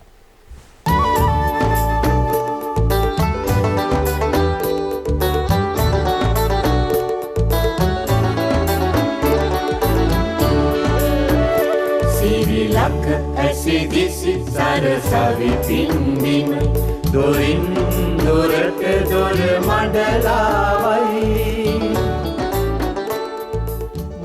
සකසුරුවම සහ නාස්ති නොකිරීම ගැනයි කතා කරන්නේ. අපේ වෛද්‍යතුමා වැඩිපුර අධ්‍යාපනය ගැන කතා කරන. ඒ ගැන හොඳ දැනුමක් තියෙන වෛද්‍යවරයෙක්. සකසුරුවම නාස්ති නොකිරීම පාඩම් පොතේ පාඩමක් හැටියට උගන්වන්නට ඕනද? ඔබතුමාට ඇති අදහසක්. ඔව් මම හිතනවා හසන්ත මහත්තයා ඊට වඩා මේ අපි පොඩ්ඩක් අපේ මේ දැක්ම දැන් ওই යුරෝපිකයෝන්ගේ දැක්ම තිබුණේ සැප හොයාගන්න තියෙන හොඳම ක්‍රමය තමයි පුළුවන් තරම් පංචේන්ද්‍රියම් පිනවීම කියන කාරණාව. ඒ නිසා ඒගොල්ලෝ ඉස්සර වාහන හැදුවා මේ ලීටරෙන් දුවන්නේ කිලෝමීටර් 3යි. ඔය පරණ යුරෝපීය කාර්. ඊළඟට දැන් මට මතකයි ගැලිගියුලා කියලා රජෙක් හිටියා රෝම රජෙක්. එතුමා එක කාලෙක මේ යුද්ධෙට ගිහලා එන සොල්දාදුවන් එයා කිව්වේ පුළුවන් තරම් ඉන්ද්‍රියම් පිනවීම. ඉන්ද්‍රියම් පිනවීම තුළ සතුට එනවා, සැප එනවා කියලා. ඒතර ගැලගිවුලා එක වෙලාවක මේ භෝජනාගාර විශාල භෝජනාගාර හදලා වමනේ දාන්න වෙනම ශාලා හැදුවා. මොකද මේ පැත්තෙන් කාලා ඇඟිල්ල දාලා වමනේ දාලා ආයි කණ්ඩ. මොකද ඒගොල්ලෝ කිව්වේ පුළුවන් තරම් මේ යුරෝපිකයෝ හිතුවේ ස්වභාව ධර්මය අපිට මේ හදලා තියෙන්නේ පරිභෝජනය සඳහා. ඒ නිසා පුළුවන් තරම් මේක කණ්ඩ තමයි සැපෙන්නේ කියලා. ඕක තමයි යුරෝපීකේ චින්තනය. ආසියාවේ අපේ චින්තනය උනේ හසන්ත මහත්තයා දැන් මේ පංචේන්ද්‍රයන් තුලින් ඇතුල් වෙන ඉන්ද්‍රියන් තුලින් ඇතුල් වෙන උත්තේජ ප්‍රඥාව භාවිතා කරමින් කලමනාකරණය කරා. මෙතුමා ලස්සන අදහසක් කිව්වා අවශ්‍යතාවයෙන් ආසාවෙන් කිරීම. දැන් අපේ මේ බුදුදහම අපිට උගන්වපු අපේ මේ ශ්‍රී ලාංකික සංස්කෘතිය අපිට උගන්වපු කාරණාව තමයි අන්න ඒක. මොකද්ද? අවශ්‍යතාවයෙන් ආසාවෙන් කිරීම. මනස පුහුණු කිරීම. මොකද දැන් අපි උනට ප්‍රැක්ටිස් කරන්නේ යුරෝපීය චින්තනය. දැන් අපි ටීවී එක දිහා බැලුවොත් කියන්නේම කණ්ඩ. කණේක දැන් කණ්ඩ දැන් කිරිපිටිත් නැහැනේ කණ්ඩ. දැන් අනිත් එක ඒවට කියන බොරු දැන් බලන්න කිරිපිටි වලට එකට වැඩි නම් 1+, දෙකට වැඩි නම් 2+, තුනට වැඩි නම් 3+, තාත්තට යොදේ සහිත. යොදේ බීලා කොලෙස්ටරෝල් වැඩි වෙනකොට non fat කියලා එකක් එනවා. ඊළඟට ගර්භණී අම්මලට වෙන මේවා. ආච්චිගේ ඇට දුර්වලයි කියලා තව එකක්. ඉතින් ගමේ හරක් නැහැනේ හසන්ත මහත්තයා එක જાති කිරියේනේ. නිසා දැන් මෙන්න මෙහෙම මහා විශාල අර යුරෝපීක චින්තනය බේස් වෙච්ච ඉකොනොමි එකක් අපි දුවනවා මෙහෙම. නමුත් අර අපේ තිබිච්ච ඔරිජිනල් අදහස දැන් මේ ප්‍රඥාව වඩමින් ඉන්ද්‍රියන් තුලින් යන උත්තේජ අපි කලමනාකරණය කරමින් තණ්හාව පාලනය කරගෙන මේ ස්වභාව ධර්මයත් එක්ක අපි ගතිකව සිටිය යුතුයි කියන මේ මූලික දර්ශනය උඩ ඉඳගෙන අපි මේ තීරණ ගත්තේ නැත්නම් අසන්ත මහත්තයා රටක් ඉතුරු වෙන්නේ නැහැ, ලෝකයක් ඉතුරු වෙන්නේ නැහැ කියලා මට නම් හිතෙන්නේ. 아무තු පාඩමක් දාන්න ඕන නැහැ. පාඩම් පමණටත් වඩා තියෙනවා. ඉගෙන ගත්ත පාඩම් ටිකම ඇති. හැබැයි දරුවන්ට මේ ටික හදවතට දැනෙන විදිහට කියලා දීම ඉතා වැදගත් වෙන ඒ දරුවන්ගේ මතු ආරක්ෂාව සඳහා අපි නැති වෙන්න පුළුවන්. අද ඉන්න වැඩිහිටියෝ නැති වෙන්න පුළුවන්. හැබැයි මතු දවසක ඒ දරුවන්ගේ යහපත පිණිස අර පිරිමැස්ම සකසුරුවම නාස්ති නොකිරීම ගැන දරුවන්ට කියලා ඔය ඔතන මම කිව්වේ අර සිස්ටම් චේන්ජ් එකකට අපි යන්න ඕන. දැන් මේ දවස්වල අපි සිස්ටම් චේන්ජ් කතා කරනවානේ. සිස්ටම් චේන්ජ් එක අපේ විෂන් එක. අපේ විෂන් එක සිස්ටම් චේන්ජ් එකක් බවට පත් කරන්න ඕන. මේ අපේ ඔරිජිනල් විෂන් එක. ධම්මික කල්පගේ මහත්තයා හසන්ත කිව්වා වගේ අපි කැමති වුණත් නැතත් දිවි කම්පනයකට මුහුණ දෙන්න වෙන ඉලක්කයක් තමයි අපිට ඉස්සරහට එන්නේ. මේ දිවි කම්පනයක් මේක උත්තේජකයක් බවට පත් කරගන්නට මේක ඉංග්‍රීසි භාෂාවෙන් කියනවා trigger events are opportunities to change කියලා. දැන් ඇත්තටම දිවි කම්පනයක් වෙච්ච අවස්ථාවක් තමයි අපි අහලා තියෙන කතන්දරවල මහත්මා ගාන්ධිතුමාව දකුණු අප්‍රිකාවේ දුම්රියෙන් එළියට දාපු එක පළවෙනි පන්තියේ ප්‍රවේශ පත්‍රයක් අරගෙන ගියත් ඔහු කළු ජාතිකයෙක් ඉන්න දුම්රියෙන් එළියට දාපු එක. දැන් ඒක ඔහුට දිවි කම්පනයක් ඇති වෙච්ච අවස්ථාවක්. ඒක තමයි උත්තේජකයක් බවට පත් කරගත්තේ කළු ජාතිකයන්ගේ අයිතීන් උදෙසා සටනක් දියත් කරන්න. ඉතින් ඔය වගේ අපිටත් මේක දැන් දිවි කම්පනයක් ඇති වෙච්ච අවස්ථාවක්. දැන් අපි උදාහරණයක් නැවතත් අපි ගත්තොත් ජපානයේ 1945 යුද්ධයෙන් පෙරදුනාම මොකද්ද වුන් ගත්ත තීරණය? යුද්ධයෙන් ජය ගන්නට බැරි වෙච්ච ලෝකේ අපි ආර්ථික සමෘද්ධියෙන් ජය ගමු. ඒතකොට කිසිම සම්පතක් නැති රටක් ජපානයේ තියෙන ස්වභාවික සම්පත් යන පමණක් ඒ රටේ ඉන්න පුද්ගලයෝ බලාපොරොත්තු තියාගෙන හිටියානම් ඒ රටේ ජනගහනයෙන් 10%කට විතරයි කන්න බොන්න ඉන්න දෙන්න පුළුවන්.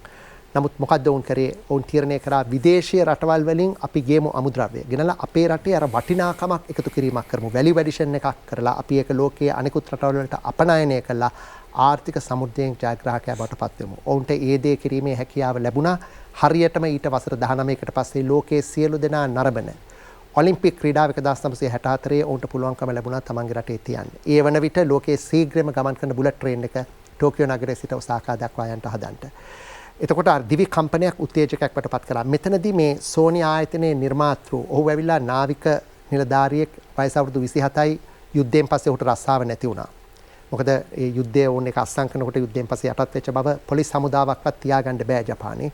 ඉතින් මේ පුද්ගලයාට රස්සාව නැති වුණා. ඔහු මොකද්ද හිතපු දේ? ඔහු හිතුවා මම මොනවා හරි ජීවත් වෙන්න කරන්න ඕනේ. නමුත් මට නාවික නිලධාරියෙක් වෙන්න බෑ.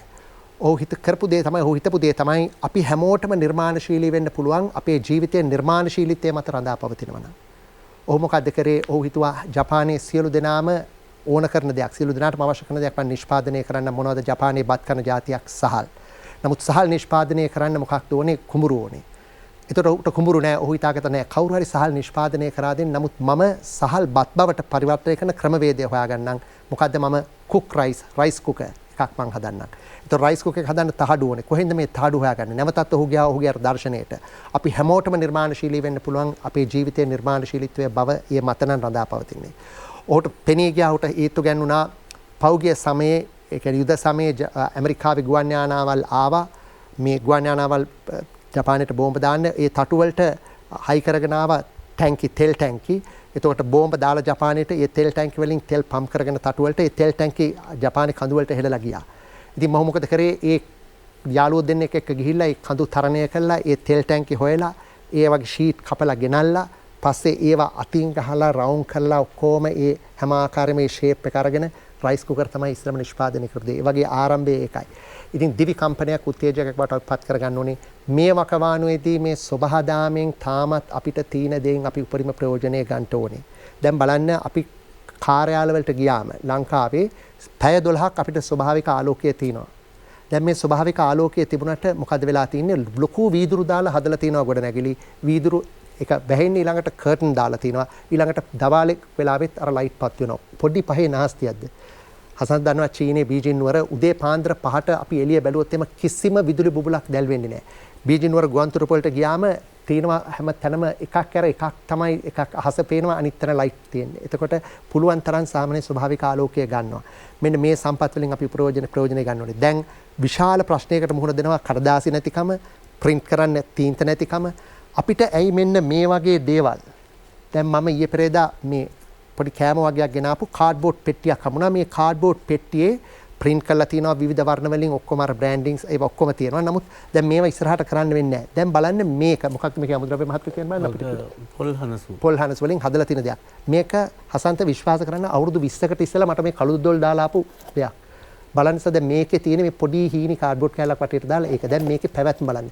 මේක දැන් අපිට සබහාදාමෙන් මේ වෙන මේ ගේන දේෙන් කොයිතරම් ප්‍රයෝජනයක් ගන්න පුළුවන්ද? මම හසන්තට කොස්සක් පෙන්නුවා. මේ කොස්ස හදලා තියෙන්නේ කාතන් කුඩි වල. ඒ කොස්ස හසන්ත රුපියල් 500යි ශිල්ප එක්සිබිෂන් එකේ ඒක කොස්ස රුපියල් 500යි. ඒක කිසිම ඇණයක් කම්බි ඇණයක් ගහලා නැහැ. අවුරුදු ගාණක් පාවිච්චි කරන්න පුළුවන් සර් ඒ කොස්ස. දැන් අපි මේ වගේ නිෂ්පාදන කොයිතාක් දුරට අපි කරන්න සූදානම්ද? අපි අලුත් විදියකට හිතන්න ඕනේ අපේ චින්තන රටාවේ වෙනසක් ඇති කරගන්න ඕනේ. කාටවත් දොස් කිය අපිට ඉස්සරහට යන්න බෑ. මේකෙන් අපි එළියට එන්න ඕනේ. මේක අද ඊයේ වෙච්ච දෙයක් නෙවෙයි. හසන්ත කිව්වාමින් නිදහස ලැබපු දා ඉඳලා අපිට මතක යුගයේ අපි ණය නැති උනේ ආචාර්ය එන්.එම්. පෙරේරා ඒ අවසාන වතාවට ඒ කරපු දේ ඒ ඔහුගේ බජට් එක ඉදිරිපත් කරපු වෙලාවෙයි. නමුත් ඒ රජය එන්.එම්. පෙරේරා ආචාර්ය එන්.එම්. පෙරේරා පෙරදිලා ඊට පස්සේ එක්තරා මීටමක් තියෙන අවස්ථාවේදී ගල්කිස්සේ මට මතකයි අපි එක ඉන්නකොට ඔහු කිව්වා මම ණයබර බිඳුවට ගෙනාවා. නමුත් මේ අලුතෙන් ඇවිල්ලා තියෙන රජය අවුරුද්දක් ඇතුළත මෙන්න මිලියන ගානකට මේ ණයබර ගෙනිලා තියෙනවා. මොකද විවෘත ආර්ථිකයට අපි එක පාටම විවෘත කරා. ඒ ප්‍රතිඵලය තමයි වගේ ප්‍රතිඵලවල සියල්ලම සම්මිශ්‍රණයේ සංකලනය තමයි අද අපි යන්නේ. නමුත් අපි මේකෙන් කොහොම හරි જાතියක් හැටියට එළියට එන්න ඕනේ. අලුත් චින්තනයක් දර්ශනයක් අපි තුල ඇති කර ගන්න ඕනේ. අම්මයි තාත්තයි සකසුරුවමට අර පිරිමැස්මට නාස්ති නොකර බොහෝම පරිස්සමට ජීවත් වෙලා එකතු කරගත්ත දේ එක පුතෙකුට දුවෙකුට එක තප්පර 10ට වියදම් කර දැන් හම්බු කරන්න ගොඩාක් කල් ගියාට මේ හම්බු කරගත්ත මුළු සේසතම තප්පර 10න් වැය කරන්න ක්‍රම තියෙනවාද? ඒ තරම් දියුණුයි ලෝකේ. වැය කරන්න ක්‍රම හොයලා බලන්නකෝ. විනාඩි 10න් සල්ලි ටික ඔක්කොම විනාශ කරන්න බෑ. ඒ වගේම තමයි ගෙදරක සියලු දෙනා සකසුරුවන්කමට හිටියට එකා යකා කිව්වා වගේ එකාට පුළුවන් ඒ ටික නැති කරලා දාන්න. සමාජයකටත් එහෙම තමයි. ඒකින්ද අපි හැම කෙනෙක්ම අර සමාජයේ සකස් වීම වැදගත් වෙන්නේ මේවා අධ්‍යාපනයට ඇතුළත් කරන. ඒතකොට ඔක්කොමලා හැදෙනවනේ. එක පන්තියක එකෙක් හිටියොත් ඒක අර ඔක්කොම ඉවර කරලා දානවා. එම තැන් තියෙනවනේ. හින්දා මේක හැමෝම පුරුදු වෙන්න ඕන දෙයක් හැටියටයි අපි සලකන්නේ. කන්දක මහත්තයා මම රැකියාව සඳහා තෝරගත්තේ වතු අධිකාරිකම. මට උගන්වපු වතු අධිකාරිවරයා කිව්වේ එක වැඩකින් දෙකක් කරන්න. මොකද අපි ඇස්තමේන්තුවක් හදනවා මෙච්චර කම්කරුව ප්‍රමාණයක් යනවා මේ වැඩේට කියලා. නමුත් ඊට වැඩිපුර යන්න පුළුවන්. වෙන තැනකින්ට ඒක දාපුවම ඒක දෙකට බෙදා ගන්න පුළුවන්. උදාහරණයක් ගත්තොත් කොතනින් හරි පස් අයින් කරනවා නම් ඒ එක තැනකට පුරවන්න දානවා. දැන් ඒ පුරවන එක ඇස්තමේන්තු කරලා තිබුණේ නැහැ. ඒ හින්දා අර වියදම දෙකට බෙදිලා යනවා. මෙන්න මේ විදිහට ඉගෙනුවා. ඇත්තටම ඉගෙනුවා. ඒ හින්දා මම අද යම් කිසි දෙයක් තනකොළ හරි ගලවලා දාන්නේ කොතනද කියලා කල්පනා කරන තුව ගලවන්නේ නැහැ. ඒ තුල මට පුළුවන්කම තිබිලා තියෙනවා එක වැඩේ දෙකක් කරන්න. මේක හොඳම උදාහරණය තමයි අපි ගමේදී කොස් කපපුවාම කොස්වල කොහොල්ල තියෙනවා. ඔය පරණ ගෙවල් වල කොහොල්ල විසි කරන්නේ නැහැ. ඒක ගිහිල්ලා බිච්චියේ එක තැනක අලවනවා. හෙට ටිකත් ඒක උඩින් අලවනවා. අනිද්දා ටිකත් ඒක උඩින් අලවනවා. මේ කොස් මේ ටික උණෑ වෙන්නේ ගමේ තොইলයන් නටනකොට අර පන්දමට. ඔතේ ගෙවල් ගානේ ගිහිල්ලා කොහොල්ල ටික එක්කව කරනවා. ඊට වැඩි මම දැකපු හොඳම දේ සකසුරු මේ කල තියෙන්නේ අපේ එක වතුර ගේන කලේ. කලේ හිල් වෙනවා. ආයේ ඕක විසි කරලා අලුත් කලයක් ගේන්න යන්නේ නැහැ. අර කොහොල්ල ටිකක් කුණු කරලා අර ඒ හිල් වෙච්ච තැනට දාලා ඕකට රෙදි පාංකඩයක් අලෝලා වැලි ඩිංගක් දාගන්නවා. මෙන්න මේක හරි. එක කලයක පැලැත්තට 10ක් 15ක්වත් යනකම් ඔය වැඩේ කරනවා. මෙන්න සකසුරුවම කියන එක. ඉගෙන ගන්න තියෙන්නේ ඒ තැන් වලින්. එවැනි සකසුරුවම ඉගෙන ගත්ත ගමකින් ඇවිල්ලා මට පුළුවන්කම තියෙනවා සකසුරුවම ගැන දවස් ගාණක් කතා කරන්න. කල්පක මහත්තයා හසන්ත ඇහුවා මේක මේ අපි අධ්‍යාපන ශාස්ත්‍රයට ගේන්න ඕනේද කියලා. මේ වෛද්‍යවරයෙක් අක්ෂි වෛද්‍යවරයෙක් අමිලඩි අල්විස් කියලා. ඔහු මේ පසුගියදා පොතක් ලියලා තිනවා මිනිමලිසම් කියලා. මේක අඩු දේවල් වලින් කොහොමද වැඩි ප්‍රයෝජනයක් අරගෙන ජීවත් වෙන්නේ කියන එක මම කියනවා හැමෝටම පුළුවන්. පිටු 24යි තියෙන්නේ පොතත් පොඩි. ඒ කියන්නේ පොතත් මිනිමලිසම් පුළුවන්කමක් තියෙනවා නම් මෙන්න මේ පොත අරගෙන කියවන්න මේකේ අපි දෛනික ජීවිතේ අපිට කොහොමද ඊ타මත්ම අර්ථාන්විතව මේ තියෙන සම්පත් වලින් උපරිම ප්‍රයෝජන අරගෙන නාස්ති අවම කරලා ජීවත් වෙන්න පුළුවන් ප්‍රායෝගික ක්‍රමවේදයක් මේ පොතේ කියනවා. කරන්න පුළුවන් නම් ගන්න පුළුවන් නම් මේ පොත අරගෙන කියවන්න. සමාජයේ සෑම ස්තරයක්ම සෑම පුද්ගලයෙක්ම ප්‍රායෝගිකව පුහුණු කළ යුතු ගුණාංගයක් කුසලතාවක්. එක්තරා විදිහකින් මේ සකසුරුවම අර පිරිමැස්ම නාස්ති නොකිරීම කියලා කියන එක පුහුණු කරන්න ඕනේ. කතා කර කර හිටියටම හරියන්නේ වැඩ කරන්න ඕන ක්‍රියා කරන්න ඕන ගුණාංගයක් හැටියටයි අප සලකන්නේ. ඒ හින්දා තමයි ටිකක් වැඩිපුර දොරමඩලාව මේ ගැන කතා කරන කාලීන අවශ්‍යතාවයක් හැටියට සලකලා සමාජයේ ඉහළ ඉඳලා පහළට හැම කෙනෙක්ම නාස්ති නොකිරීම පුරුදු කරන්න ඕන. නාස්ති නොකිරීම පුහුණු නොකළ කෙනෙක් ඉහළට ගියත් ඒක ප්‍රශ්නයක් වෙන හින්දා හැම කෙනෙකුටම මේක පුහුණු කළ යුතු දෙයක් හැටියට අප සලකනවා. අපි ඉදිරියේදීත් කතා කරමු. වෛද්‍ය චමින්ද වීරසිරිවර්ධන මහත්මයාට අපේ ගෞරව ස්තුතිය පුද කරනවා. මනෝ උපදේශකවරයෙක්, මනෝ චිකිත්සකවරයෙක් හැටියට එතුමා ප්‍රකටයි. ඒ වගේම කළමනාකරන උපදේශක, ජාතික මට්ටමේ කළමනාකරන පුහුණුකරු ධම්මික කලපුගේ මහත්මයාට අපේ ගෞරව ස්තුතිය පුද කරනවා. පරිසරවේදී තිලක් කන්දගේ මහත්මයාට අපේ ගෞරව ස්තුතිය පුද කරනවා. නැවතත් දොරමඩලාවෙන් හමු වෙමු. ආයිබෝවන්.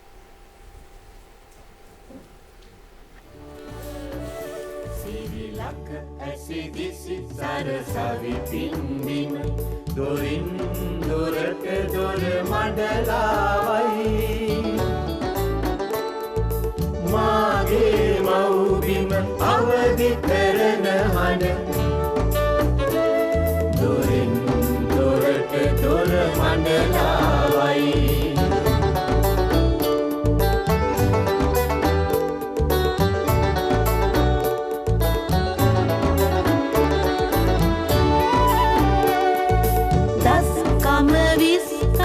විශ්මිත විශ්වය විභව ශක්තියම ආලෝකය වේ